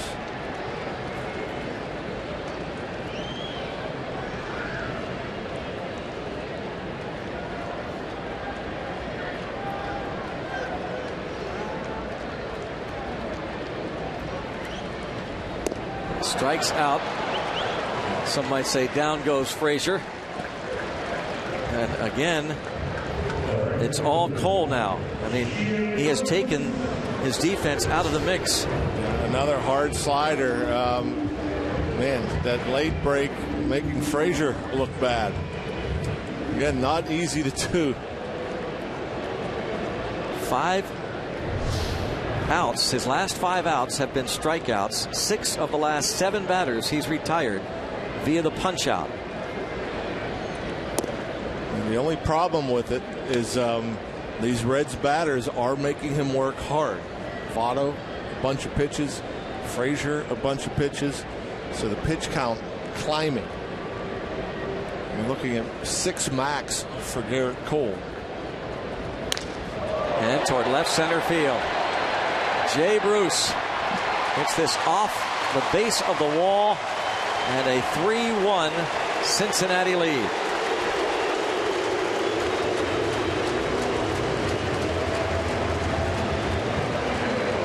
This ball, I mean, this isn't a bad pitch. It's not a bad pitch at all, and he just goes out there and hits it right on the button. I mean, look at the movement running away from Jay Bruce, but he's able to go out there and get it and hit it right on the screws.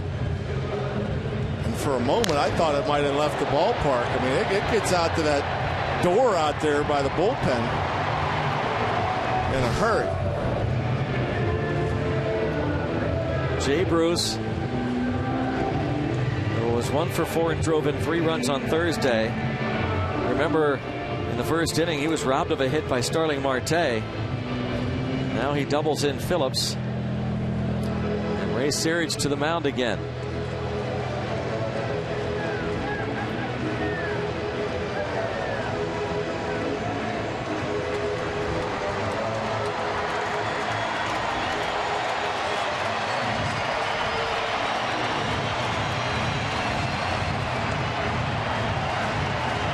So Blanton is stretching.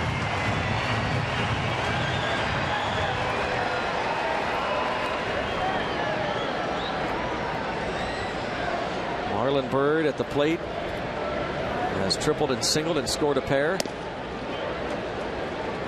Sent along a happy 93rd birthday wish to Roseanne Bartok.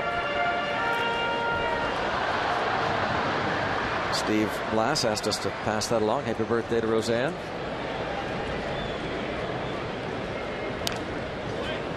Oh, 0-2 now on Byrd.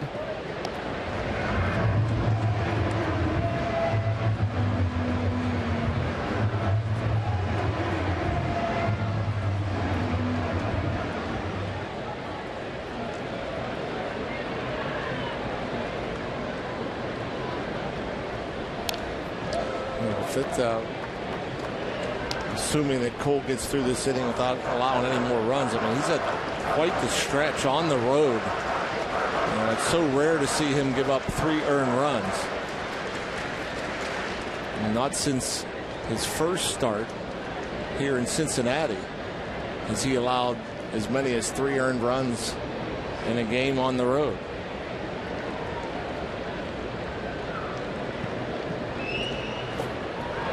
And the last 6 outs Cole records come via the strikeout, but the Reds pick up another and lead 3-1.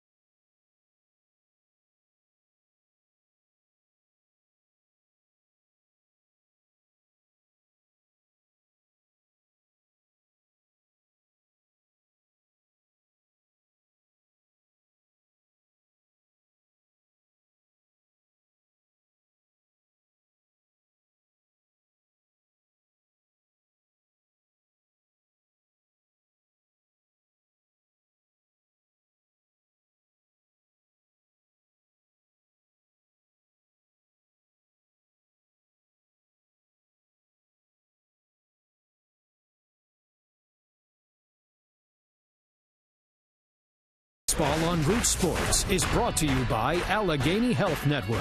Health for all. By Kenny Ross. Just ask a neighbor. And by Levin's, the official furniture and mattress supplier of the Pittsburgh Pirates.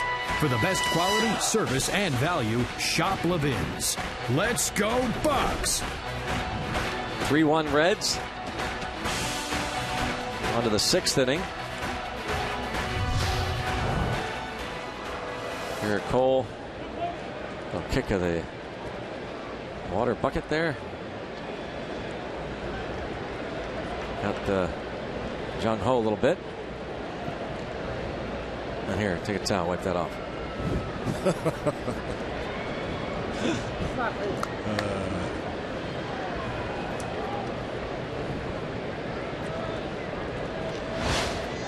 Gregory Polanco, 1 for 2, takes ball 1. So now the 3rd time around. Well, see if the Pirates can make some hay here. He's seen everything that he has to offer.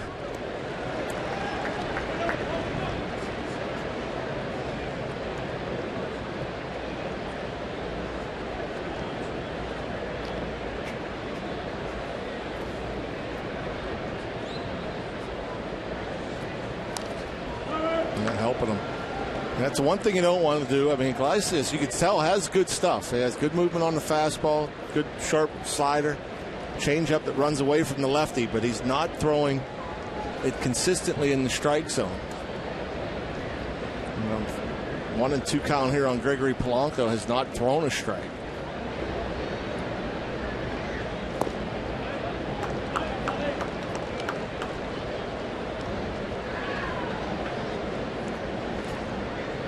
Opponents hit .361 off Iglesias the third time through the lineup. And that's hit well the other way. Bird, however, is going to have some room.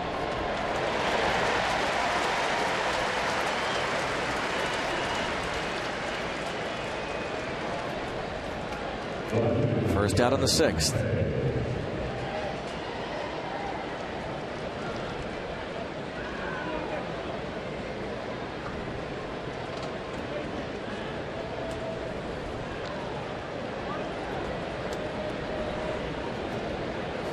Last time up, Marte bounced to the shortstop Suarez. First time up, he struck out.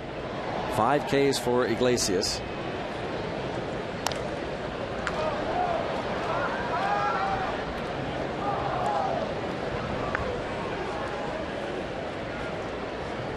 Bottom of the sixth inning will belong to Archimedes Caminero.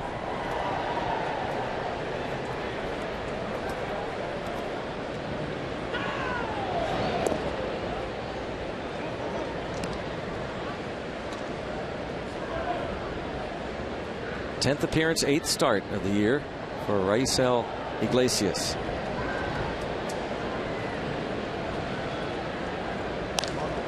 High pop. Frazier. 2 outs. Well, 2 down this Friday. The Pirates open up a weekend series against the Dodgers at PNC Park. First 20,000 fans. We've got a t-shirt that Andrew McCutcheon designed. Thanks to Mrs. T's Pierogies.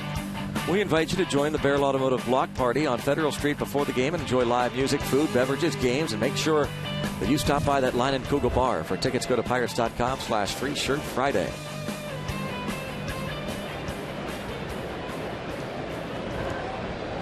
Here is Andrew McCutcheon with 2 outs.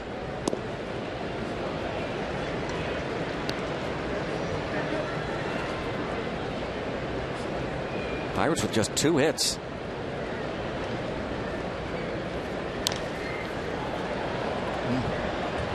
Pretty good pitch to hit there. Andrew a little late.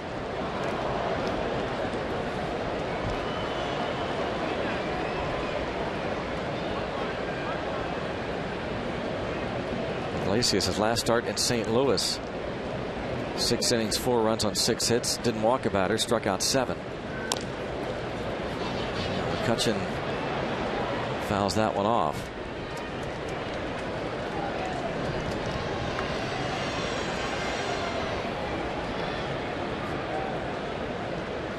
His second career start in the middle of May was against Atlanta, and he went 8 innings of 2-hit ball, gave up 1 run. That was his first major league victory. Oh, he definitely has big league stuff. There's no question about it. It's just a matter of how well he can locate it.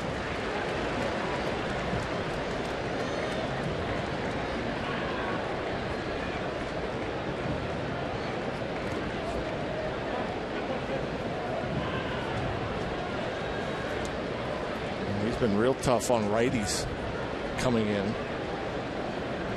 Righties hitting just over 200 against them.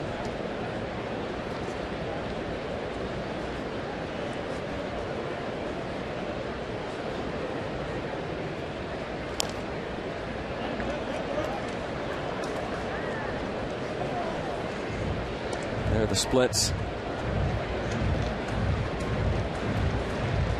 Polanco 1 for 3 in terms of the lefty hitters. Walker has grounded out twice. Alvarez has grounded out twice. They hit .352 against him, but he's held the Pirate left-handed batters in check.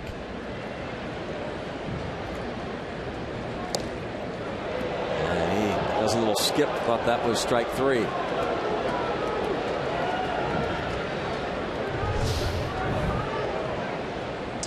Fastball away, trying to run it back on the corner, just off.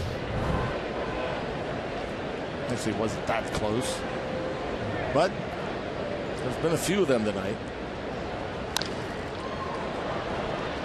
To the shortstop, and another 1-2-3 inning for Raisel Iglesias. 3-1 Reds.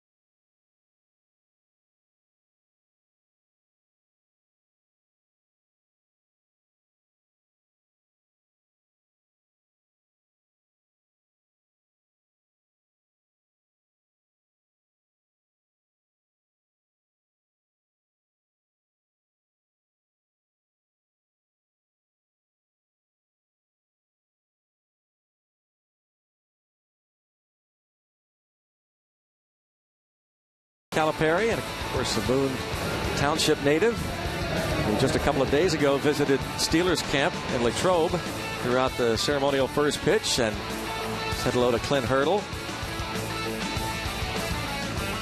And also wanted to say hello to a Kentucky product and tweet out a picture of a former Wildcat, Joe Blanton. Fun talking with former UK baseball star Joe Blanton before the game. 2000-2001 years for Joe Blanton at Kentucky, the Franklin, Kentucky native. He led the Southeastern Conference in strikeouts in 2002 with 133 that year.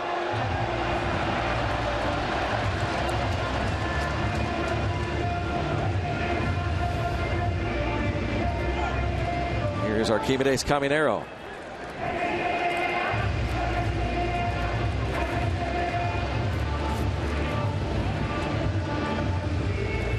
Caminero, 48th appearance, 1-1, 4.34 ERA. Opponents just hit 234 against him. Looking to keep this two-run ball game.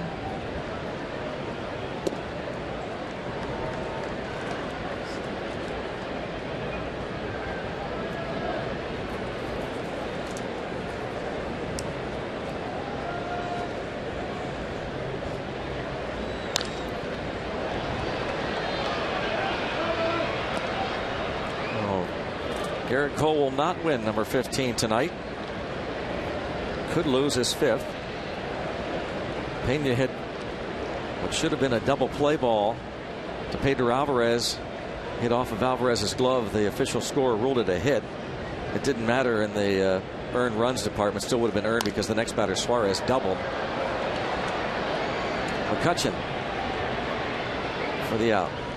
Let's go back to Dan Potash for another game break.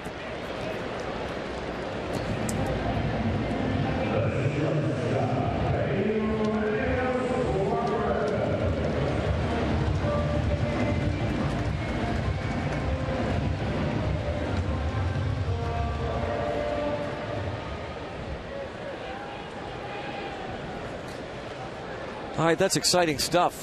Certainly in regards to Glass now, Dan. You're watching that development very closely this month. And by those numbers, Dan just passed along. Not bad for a debut in AAA. 5 1/3, 1 earned, 7 strikeouts, 1 walk. And I don't, no matter what anybody says, it's just going from AA to AAA, but had to be nerves involved. We talked to Dean Traynor, the manager at Indianapolis, before the game on our radio pregame show, and he talked about how exciting it would be, sellout crowd at Victory Field in Indianapolis.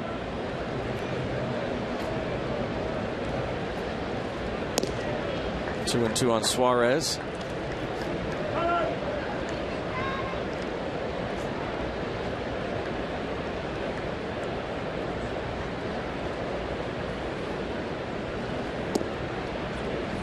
And Caminero, it's a small sample, but his last couple times out, throwing more strikes. And look at the location. Look at the strike zone, where all these pitches are. There. Yeah, and so this was a slider, and he didn't, you see Stewart kind of sitting up down the middle. Wasn't so much on the outside edge, but he had to reach in for it. But I think what we're starting to see is maybe not as much velocity and just more location. And so maybe quicker innings. Easier innings. Again, it's just a couple outings, but that is looking a lot better for Caminero. 3-1 Reds.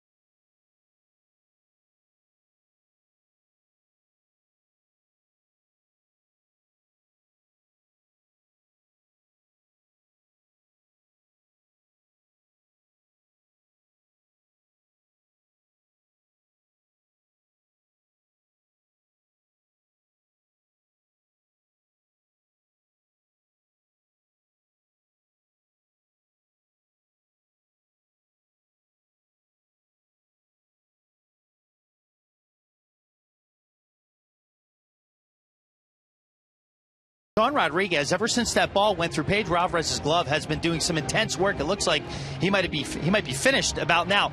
This is something that goes all the way back to his high school days for Sean Rodriguez and continued all throughout the minor leagues, and obviously now into the big leagues is working on gloves. It was something he started doing with his own gloves as a hobby whenever he would have an issue, and then his teammates started having issues, and he just continually worked on it. So as soon as Pedro threw him his glove, he went downstairs. There he is with athletic trainer Ben Potenziano, picked up a tool to work his way through it, and ever since they traded gloves, Rodriguez has been going to work, and looks like he's putting his handiwork to a test, and there you go. Big thank you. What do you think he'll charge for that? And right on cue, he hands it to Pedro. You like it? It's never the same. Once you get the new leather in there, it's tight. You want to get it stretched out. It just takes a little while to get it back to where you're comfortable, where you like it.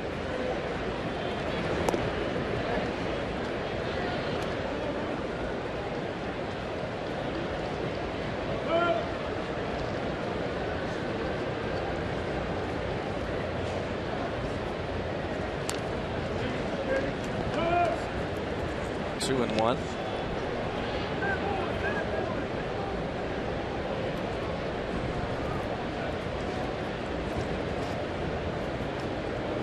Goes to show you all the strength in the Pirates pitchers, infielders. Broke through the glove twice in 1 year.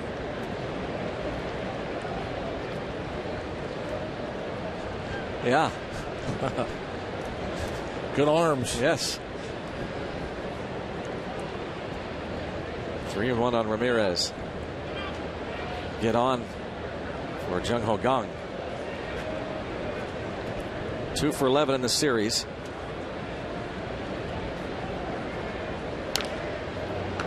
Ramirez's best month of his career has been August. Lifetime .309 hitter, .915 OPS. Pirates could certainly use that. And here we are in the 7th inning with the Pirates down a pair. You cannot be behind the Reds in the 9th and sometimes even the 8th. Aroldis Chapman will be coming on. Yeah, and again, once again, Iglesias helped out. A pitch out of the zone, ball 4. Playing fantasy baseball, MLB.tv serves up real-time highlights and pitch tracking info on your out-of-market fantasy players live or on demand on over 400 devices. Blackout and other restrictions apply. Get MLB.tv today. Lego Great American Ballpark.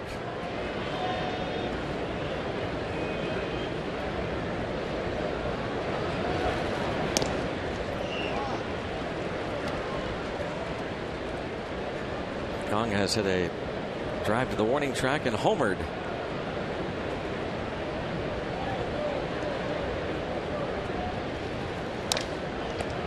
Stabbed by Iglesias. Looked good. Wouldn't have mattered. Phillips would have made the easy play. 2 down.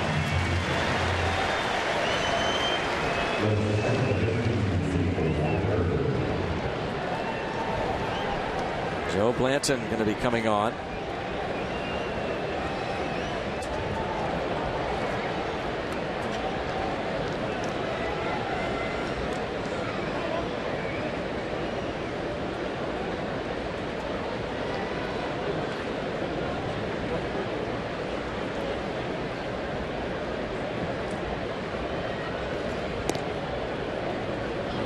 Neil Walker has twice grounded out to the third baseman. Bloop and a blast. Yeah. Burke Baden-Happ getting ready for Cincy. And there's better than a bloop. Oh. Base hit. He's aboard for Alvarez. Let's see if Pedro can get himself a good pitch to hit here. A little overly aggressive as that fastball running away. Good movement. A little bit off in the end of Neal's bat. So brings up the tying run. Pedro certainly capable.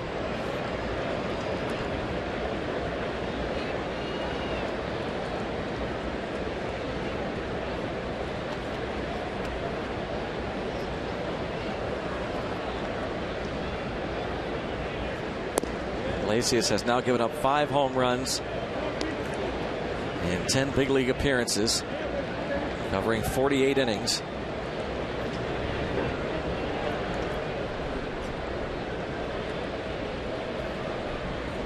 And the shift on.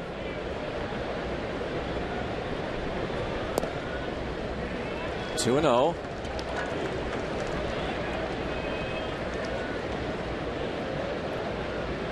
You show that shift there, but for whatever reason, the Reds, they keep Phillips in the infield. Yeah. They don't move him. Yeah, most teams have the second baseman go out about 5 steps onto the outfield grass.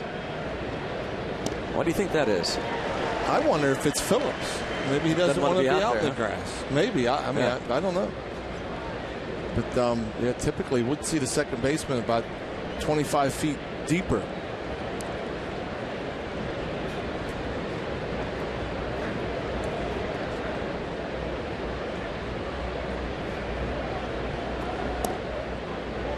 Pedro got an RBI single because of it the other night. Hit a ball past Phillips to his left because he was playing about where he is now.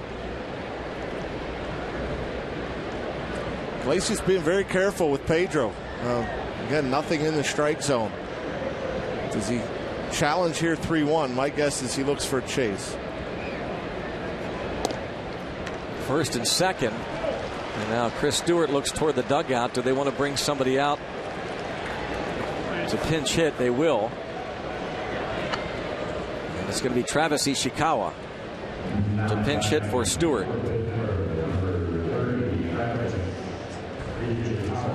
And I have to admit, I'm a little surprised it's not Cervelli. You're bringing Cervelli in anyhow. You know, and they're going to go with Ishikawa, which obviously a power bat, more of a power bat than. That's the only reason I could think of, right? I think one swing gives them the lead.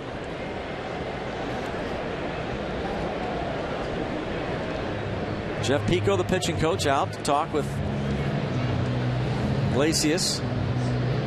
Ishikawa, a pinch hit last night against Lorenzen in the 6th inning and drew a walk.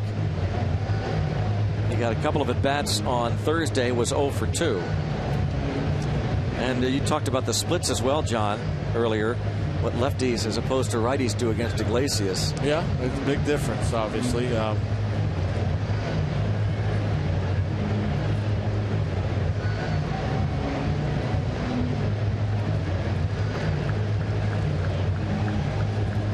Ishikawa hitting for Stewart. The Pirates see a big, maybe their only big shot here. Again with Chapman able to come on maybe even in the 8th if necessary. The other thing, Ishikawa obviously much more experience hitting off the bench than Francisco Cervelli. A role he's very comfortable with.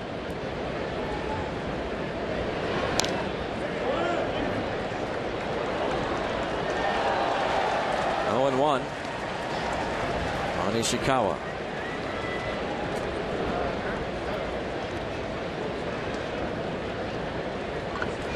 Francisco Cervelli comes out on deck.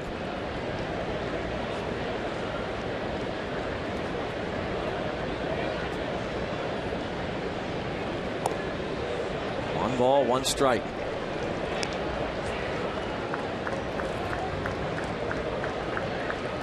One thing we have seen from Ishikawa, he gives you a good at bat, patient. A lot of pinch hitters will tell you they want to get up there, look for that first pitch fastball and be aggressive. Ishikawa, who did go after that first fastball he saw, but he shows great patience. 2-1. By the way, Michael Morse, we understand, will join the team on Monday when the team hosts the Cubs. And, the Pirates will have to make another move at that point. That will be interesting. See what the Pirates decide to do. Picking up Michael Morris in a deal for Jose Tabata yesterday. 2-1 now. 2 on, 2 outs. Down a pair. Travis Ishikawa hitting for Chris Stewart. With Walker and Alvarez aboard. And now 2-2.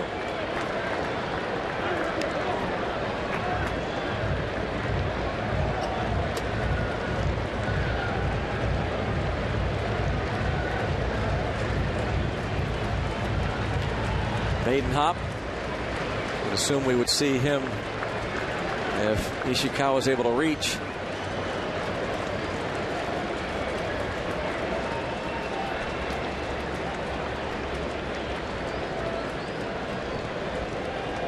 Just 3 hits against Iglesias.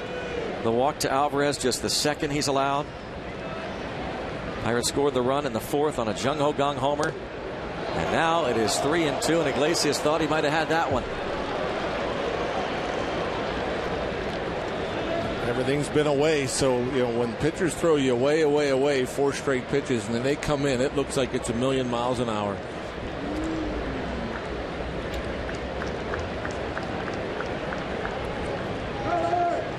And it was well off the plate in, and so wonder what they do here. 3-2. And off the glove of the pitcher, and it rolls into center field. Walker will score. It's 3-2. Pinch hit RBI single from Travis Ishikawa. Boy, that is a great big hit and a great at bat once again by Travis Ishikawa. The first pitch fastball, fouls it off. And Iglesias tries to get him to chase a changeup. He lays off. Another changeup running away, lays off, fastball away. That one, Iglesias wanted. This one, yeah, that pressed that he got gloved to that, but fortunately didn't slow it down enough to keep it in the infield. So gets through, tying run at third. Go ahead, run at first. What a job by Ishikawa. Iglesias leaves. Badenhop will be coming on to face Cervelli.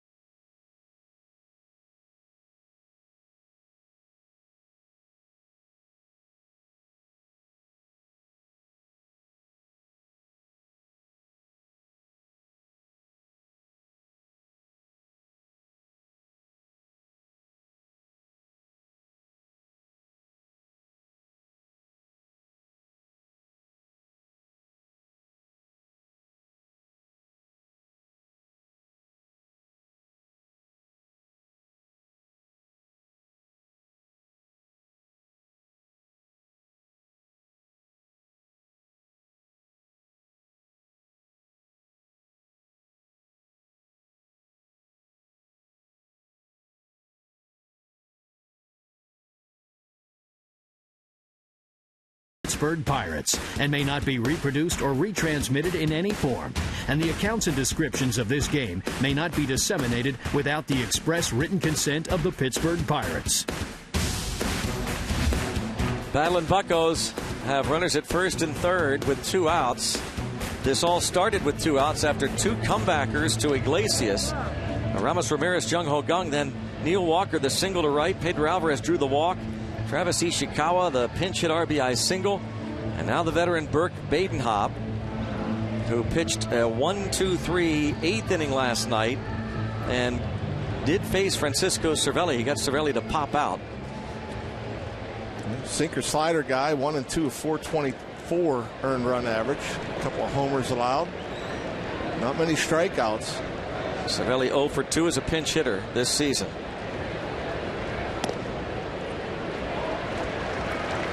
And Cervelli always patient, always disciplined, hits the all field. I think of that big right side over there. If he gets another of those fastballs away, wouldn't be surprised to see Cervelli drive one the other way. A couple of strikes on him. A little herky-jerky with the motion, a little tough to pick up. So you wonder, 89 up and out over the plate, why aren't you pulling the trigger? He does it for a reason. Just sneaks it by you, not expecting it. Not expecting to get on you that fast.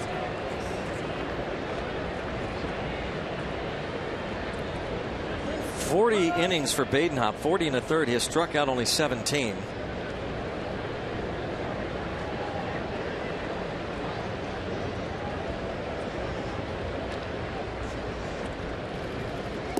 Checks or did he? Oh, he checked.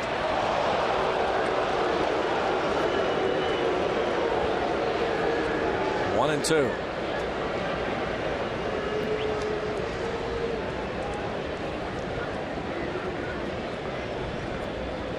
Brian Pena going to come out and give his infielders some signs in case of an attempted steal, where he's going to throw the ball. Fastball away. Hit that hole. Struck him out looking. Bucks get one.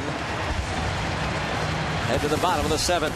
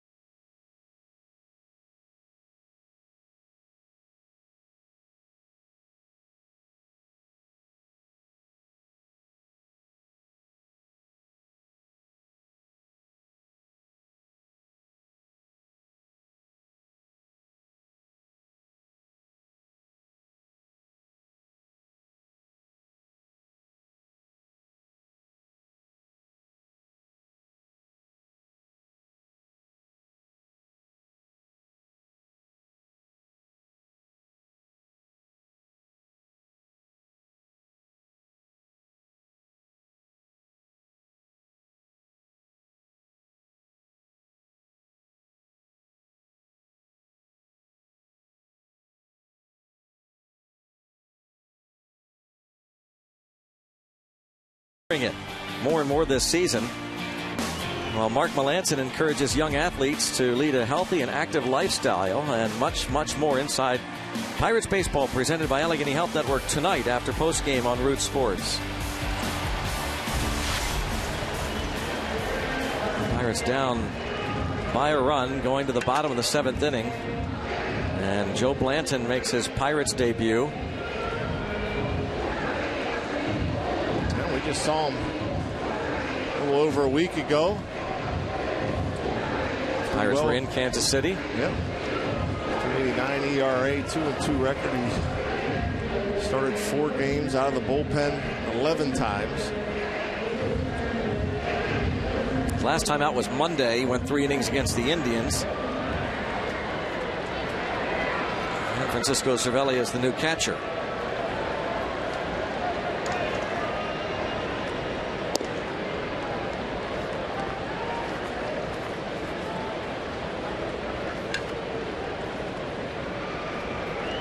Hamilton 1 for 2.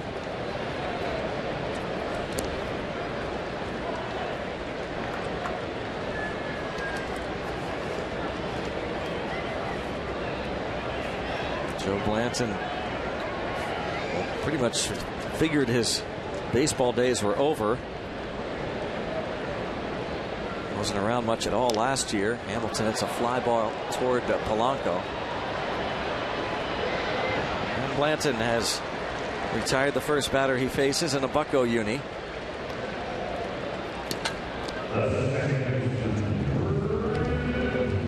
The A's released Joe Blanton middle of April last year after just a couple of appearances at AAA Sacramento, so he figured he was done, went home, and then continued to do some working out. Got the itch to get back at it. Worked out for a couple ball clubs. The Royals signed him in February.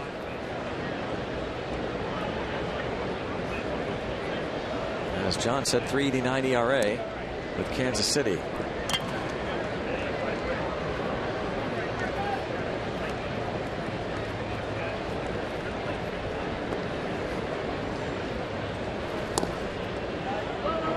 One ball, one strike. As you see, he's not going to overpower you with the fastball, but he's going to change speeds. Work up and down, in and out. And caught by Pedro Alvarez. So he stuck with the old glove, the second glove. No, that's the third glove.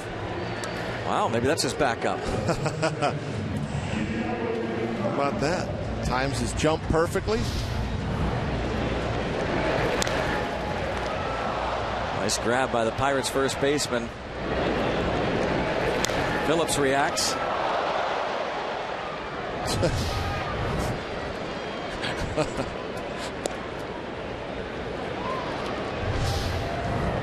Another look at Pedro Alvarez going up to get it.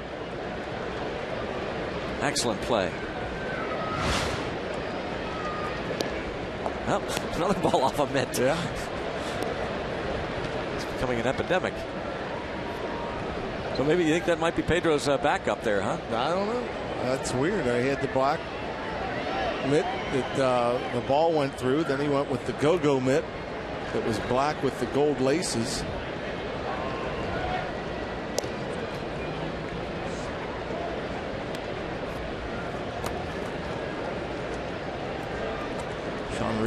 Sean Rodriguez went through all the trouble of fixing his gamer.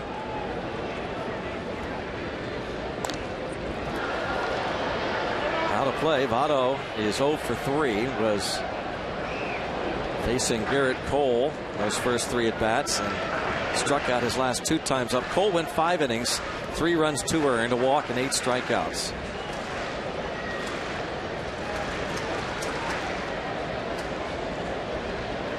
Ah, the joy of souvenir baseball. And Joe Blanton, impressive. A little help from Pedro Alvarez. He strikes out Votto. Bucks down 1.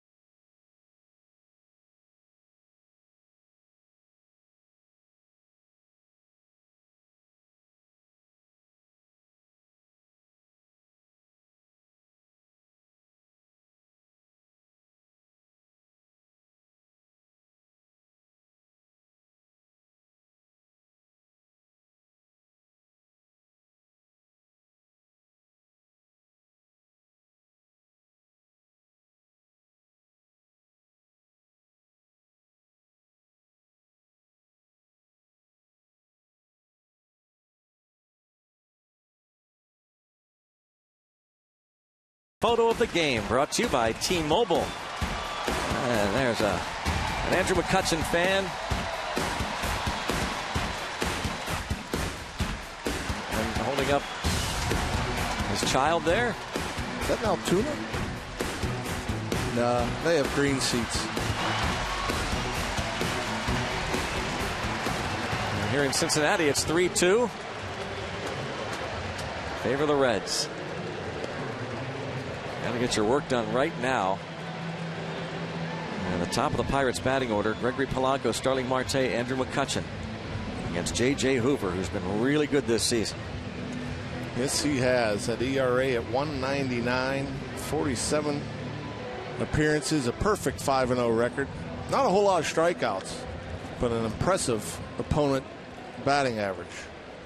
A 1-2-3 7th inning for him last night. Got McCutchen on strikes. Got Ramirez to bounce out and Jung Ho Kang flied out. Polanco 1 for 3.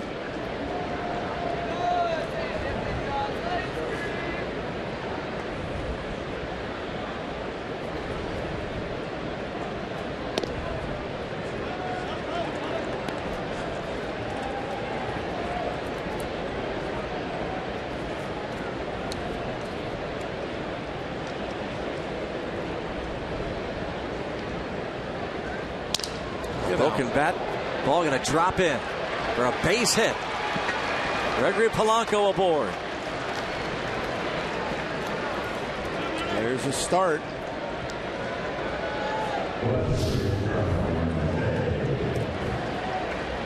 Hoover missing badly with the location at 94 miles per hour. Wanted it away.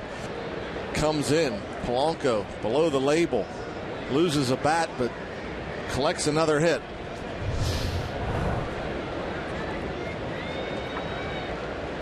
Starling Marte is 1 for 13 lifetime against Hoover. And tries to bunt, but bunts it right to Votto.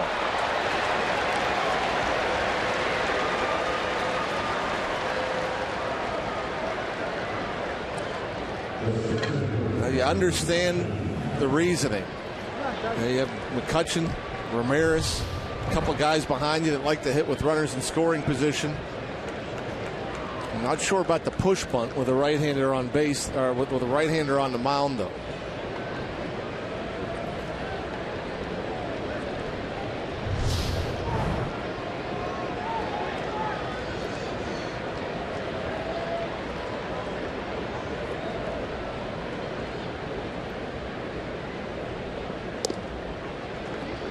Again, McCutchen faced Hoover last night and struck out. He's 2 for 10 lifetime against this veteran. Ramos Ramirez on deck. Has 3 hits and 8 lifetime at bats.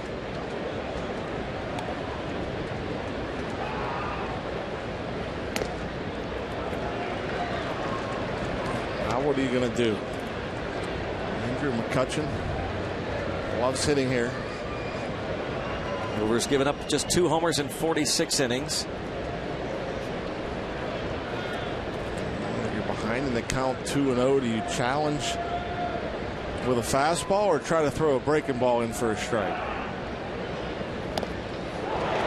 Challenges with a fastball, gets it by him.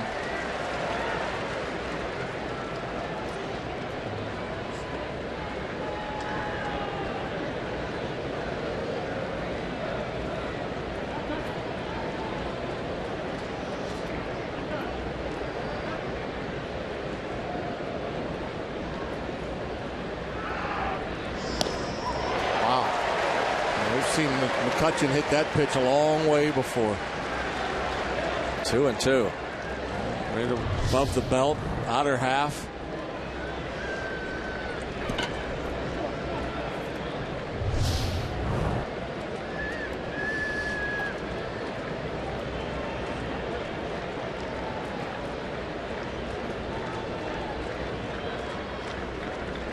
There goes the runner.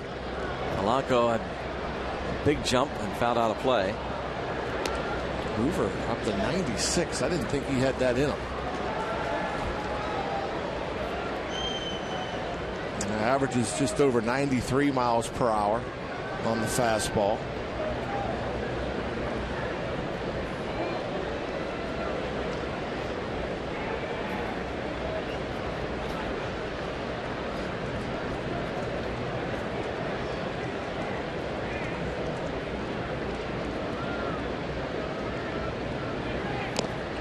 Strike him out. Down the middle.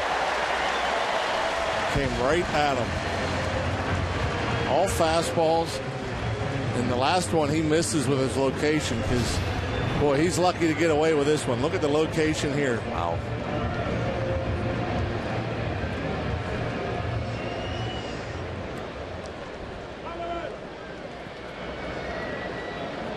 Two outs. It's Aramis Ramirez.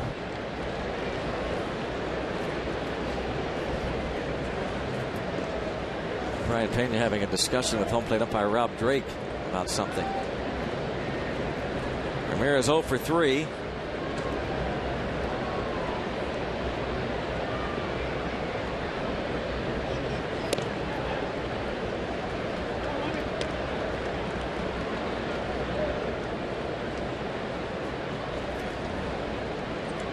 Jung Ho Kang hoping to get an opportunity here.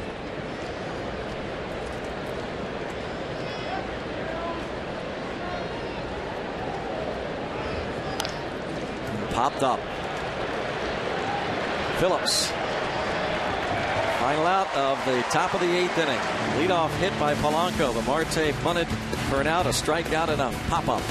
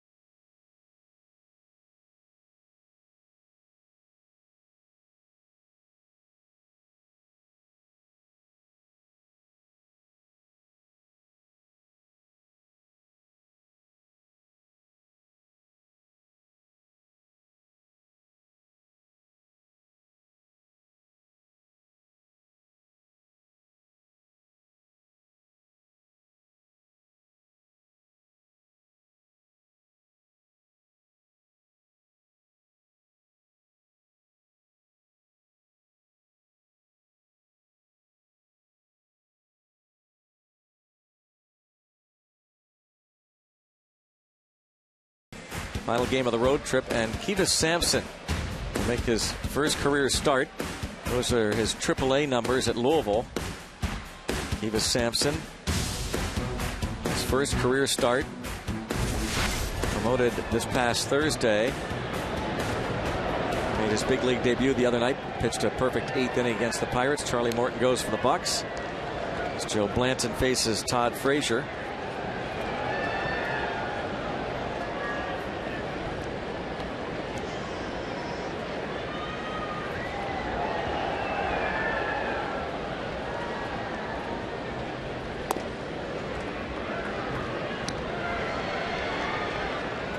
Frazier has walked, bounced out, and struck out.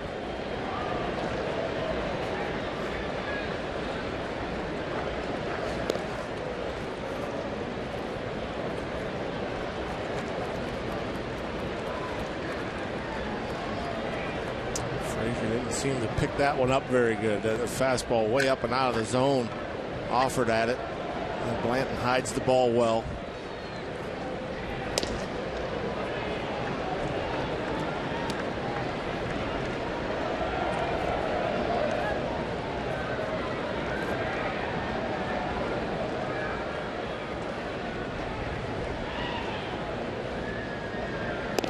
Oh, 91 gets it by him.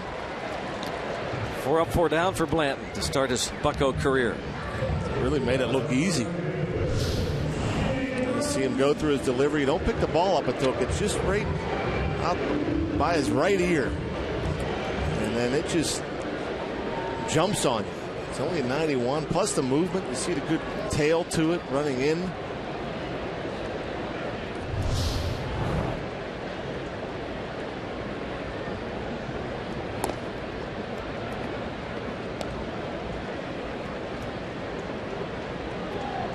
Jay Bruce had the RBI double with 2 outs in the 5th. It was so big after Cole struck out Votto and Frazier. Following a Brandon Phillips leadoff base hit, Phillips went to second on a pass ball and then scored on the Bruce double.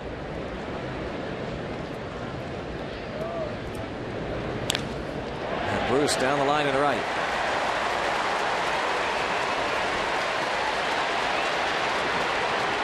One out double for Bruce. Yeah, different kind of year for Jay Bruce. Gets a changeup here. He's a little out in front. And able to keep it fair. He's much more consistent this year. He's got the average up. Maybe not the power production that he's had in the past.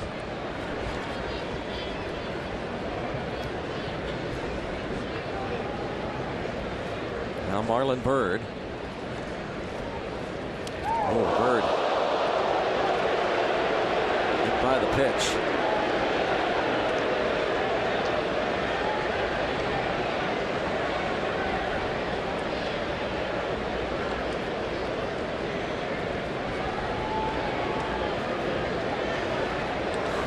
You can understand the frustration there.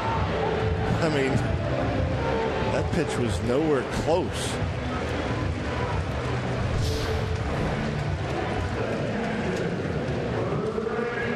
Yeah, and that's up around the head area too, and you see Cervelli's reaction. Fortunate that that gets the top of the shoulder because that was headed towards the head. He is fuming right now, Byrd, and yeah, you can understand that. And what's worse about it, we don't have to tell you about Aroldis Chapman and the issues the Pirates have had with him in the past. And Chapman will be coming on for the 9th. Brian Pena, 1 for 3. Andrew McCutchen been on the receiving end of Aroldis Chapman.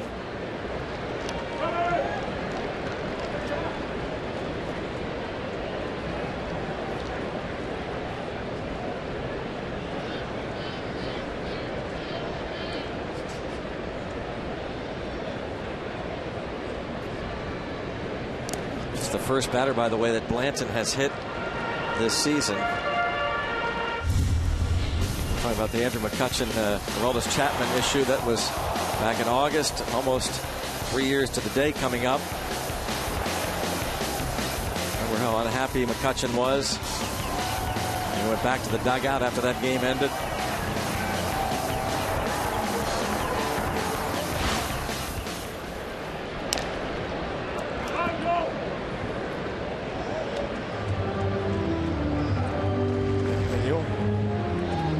Wonder. On the one hand, you say, well, there's no way anybody's going to get hit by a pitch in a one-run game, but Aroldis Chapman, a different guy. Yeah. He's so good. And so what we have here is a situation where I'm sure the Reds guys, whether they think it's intentional or not, I mean, it's a fastball well off the plate, up around the head. And so if Chapman, and this is the thing that I think is wrong about the whole warning system. Chapman comes in and he hits Jung Ho with the first pitch. He'll get warned. They're going to get a warning. He should get ejected. And he should get ejected. That's a great point. Joey Votto and Devin Mesoraco. Mesoraco on the disabled list. The Reds catcher. And a base hit to right. Runner will be held at third. Loads the bases now.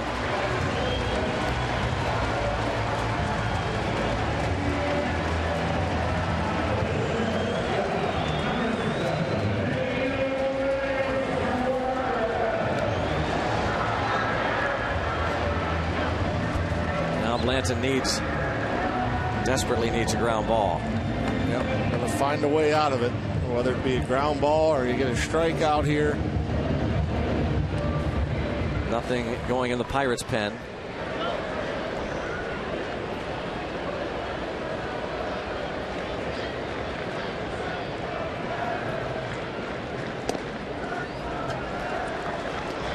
Suarez with a couple of RBIs here already. 2 of the 3. Strikes out a lot.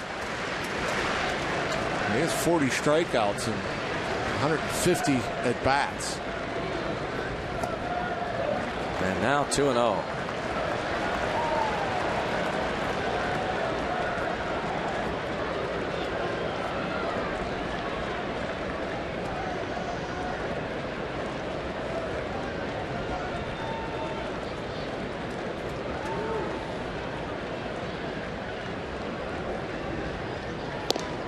There's a strike.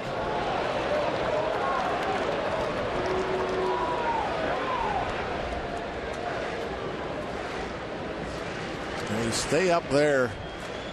And we saw him get the one past Frazier. They don't pick it up. It's a good pitch to get a pop-up on also. Fly ball to left center field. Marte going to set up for a throw, but Bruce is going to score. The sacrifice fly for Suarez, his 3rd RBI of the game, and a big, big 2-run lead now for the Reds.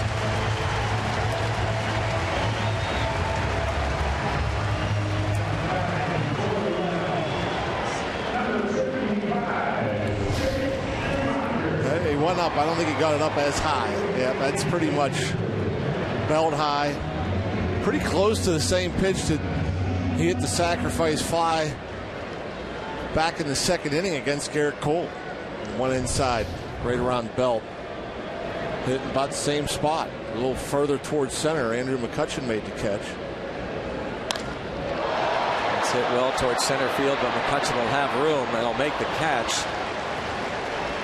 Joe Blanton gives up the run. We'll see what happens.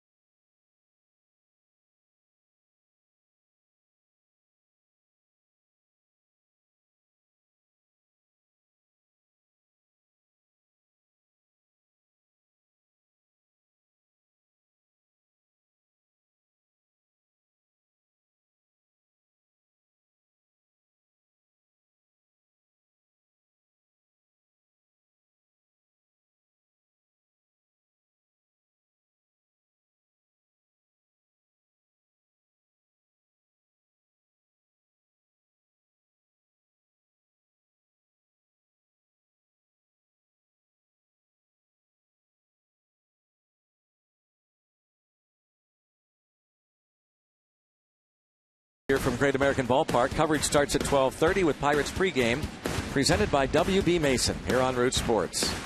12:30 tomorrow.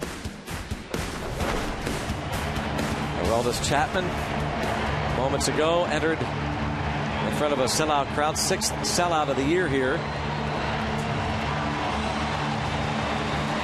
Hoping to watch the flamethrower, the Cuban Missile, pick up his 22nd save. A lot of folks surprised that he is still with the Reds. Yeah, really surprising. You would think that, with what was being exchanged in terms of prospects, that somebody would want this arm in the back end of their bullpen heading down the stretch and into the postseason. As dominant a closer as there is in baseball, the 1.65 ERA, somehow he has 4 losses on the year. He's blown just the 1 save. Walt Jocketty did trade Johnny Cueto this past week, and Mike Leake, who was, of course, scheduled to start tomorrow. And Jung Ho Kang will lead things off. And again, this will be an interesting situation. Let's put it that way. And you would think Rob Drake certainly know the situation, the home plate umpire. And Jung Ho doesn't shy away. He's on the dish. They're set up in. 99 miles per hour.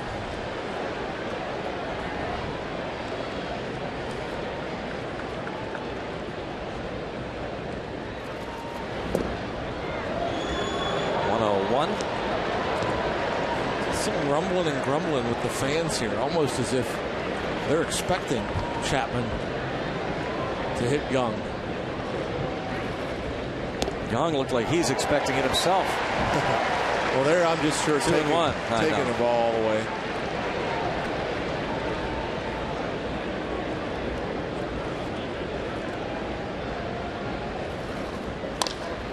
Fly ball to left center field. Over is Bird, over is Hamilton, and Hamilton makes the catch on the track. Yeah, Hamilton was playing Gung over into right center field. It's only that great speed that allows him to get over there. Now, Gung did not get all of this. He was tied up a little bit, but still, how impressive 99. This guy. 99, he just goes down there and gets it. Actually, I think it was a little off the end, not on the hands. Wow. Well, Hamilton had to go a long way, but with that speed, easy. So short and quick.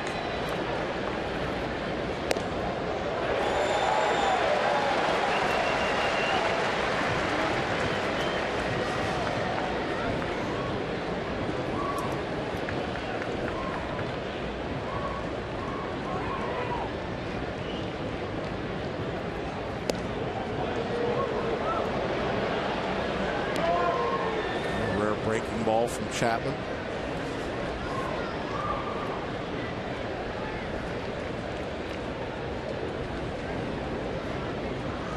Walker 3 for 9 lifetime against Chapman. Sit. Nice.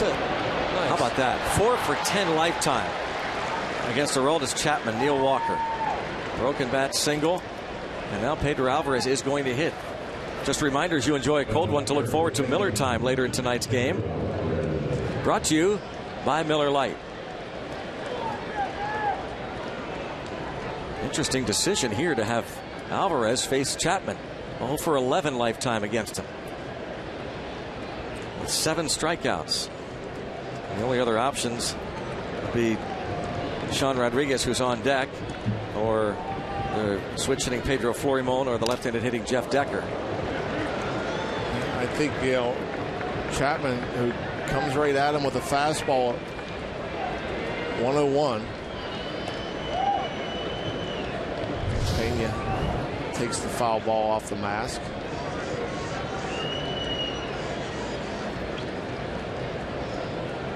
Ha!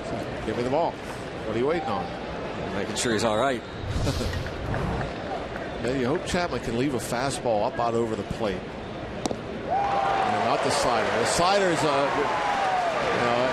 Pedro, I think, could turn around Chapman's fastball if it's out over the plate. The breaking ball, on the other hand, unless he hangs it and leaves it middle in, that's just too much to ask of a left-handed hitter.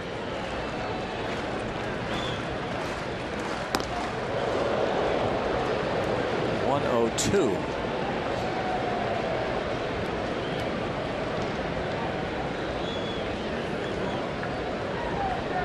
A hidden Vigorish.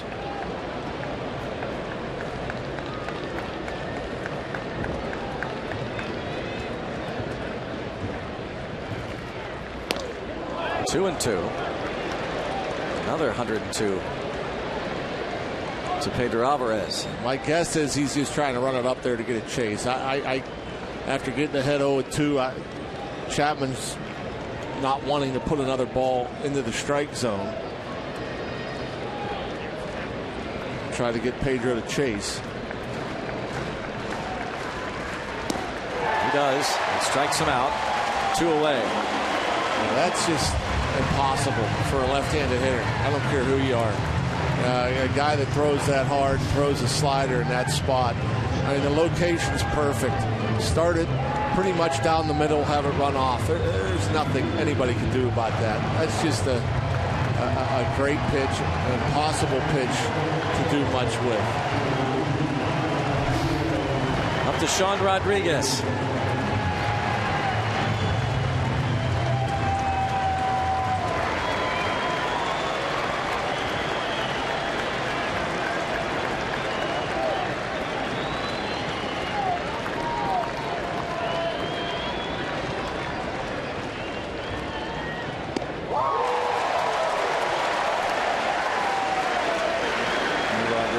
Geared up for a fastball, got a slider, a hanger, but was still out in front, which understandable when you're gearing up for that kind of velocity. Try to throw a fastball away.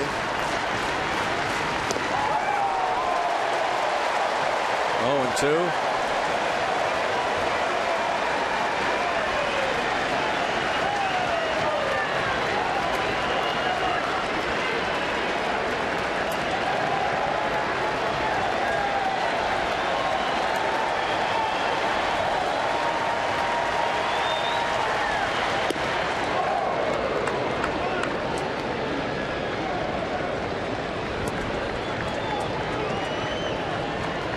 Ball, 2 strikes on the pinch hitter Sean Rodriguez. If he reaches, Cervelli.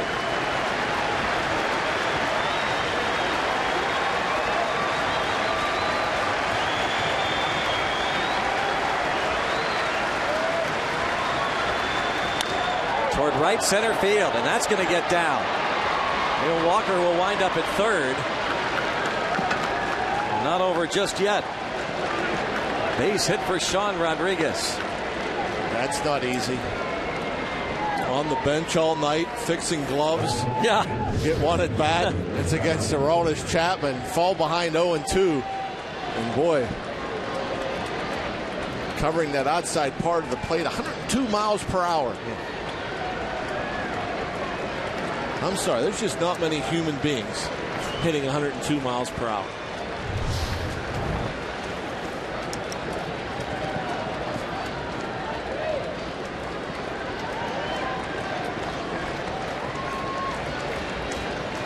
Francisco Cervelli.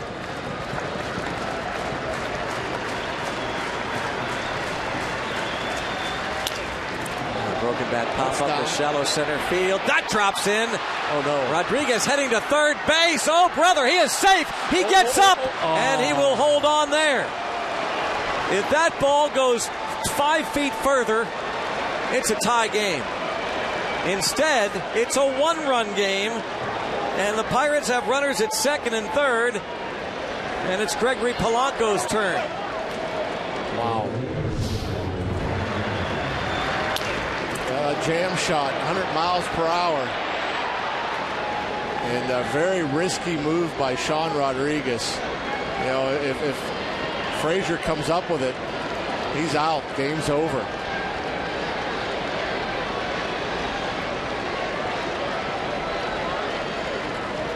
On the other hand, if Frazier doesn't get a piece of it, we're tied up. Man. Well, now it's Gregory Polanco's turn. Talk about a tough task. And you wonder, Chapman, does he even go to the breaking ball? I mean, that's his best weapon. Well, second best weapon, obviously, to a left-handed batter. He does have 4 wild pitches. Polanco is 1 for 4 against Chapman.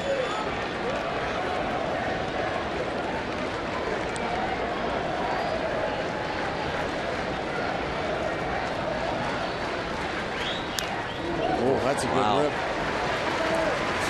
That's a good rip. And so after Chapman sees this swing where Polanco gets the barrel out in front there, if you throw the slider, is it in the back of your head that I can't bury it? I can't throw it in the dirt. So do you hang it?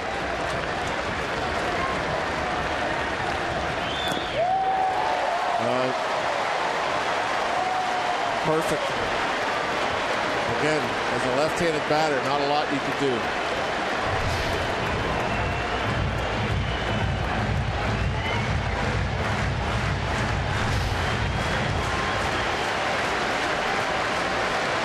Left-handed hitters have 9 hits all year against this guy.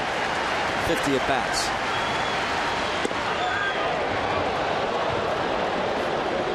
He has walked 9 of those left-handed batters. That registered 103. So now, 2-2 he came at Pedro with the breaking ball.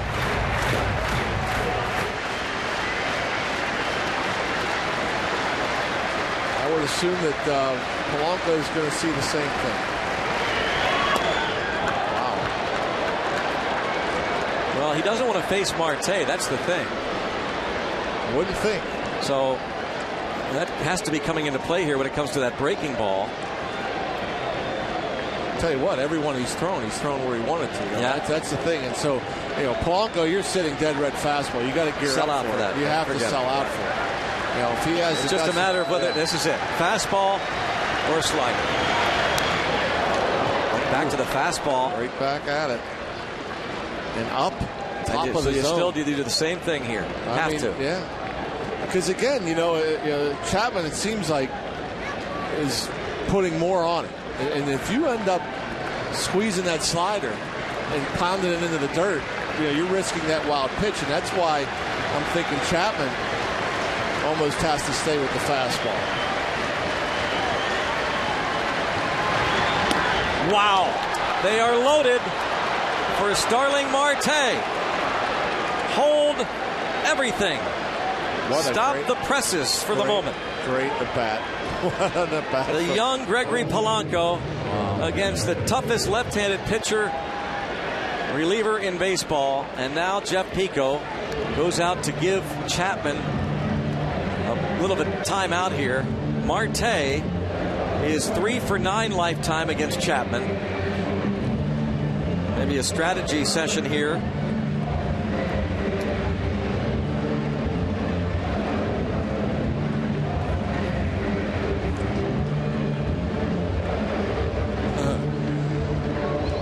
I get these alerts on my phone. My phone starts blinking from sports, and it's always Pirate alerts. And I just got an alert saying Pirates 4, Cincy 3. I was wondering if we're on tape delay. Well, let's see if it can be 4-4 or even better. It would have had to be 5-4, obviously. Yeah. Well, he's got an 11-game hitting streak on the line. He's 0 for 4.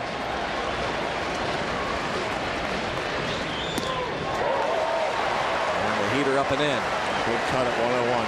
Now, the only thing that he may do to the righties that he never does to lefties, he does have a changeup. And with Marte gearing up, that may be a pitch that he might break out.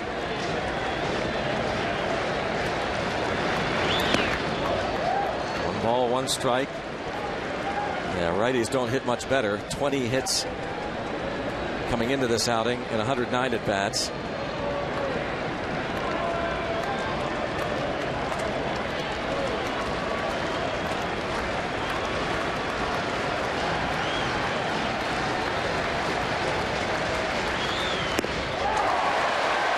Helped them.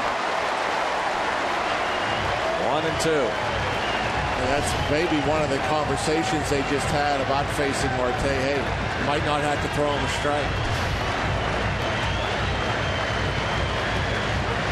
Keep it out of the zone. See what happens.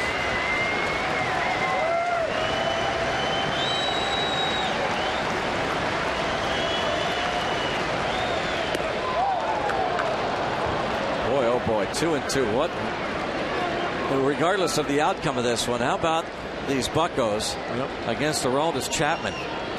Having it come down to this. And, Pena, oddly enough, was set up on the plate. He just missed up on that last one. Got him. So the Reds hold on. Chapman gets the save, striking out Marte. And the Reds win 2 of the first 3 games of this series. Yeah, too little, too late. Yeah. That one run that Blanton gave up was big, of course. Yeah. But, you think about it, another rookie pitcher. The Pirates couldn't solve him 3 times through the lineup. Coming into this series, you say, wow, you don't get Cueto, you don't get Leake. You get a break. Well, the Reds have won 2 of the first 3 of this series. And, the defense, the defense. Yep, the defense. All 3 runs off of Cole were, tainted. Helped. No question. Helped the Reds. Yep. And so, they got to clean that up a little bit and hopefully come out another rookie tomorrow. Go back to the studio.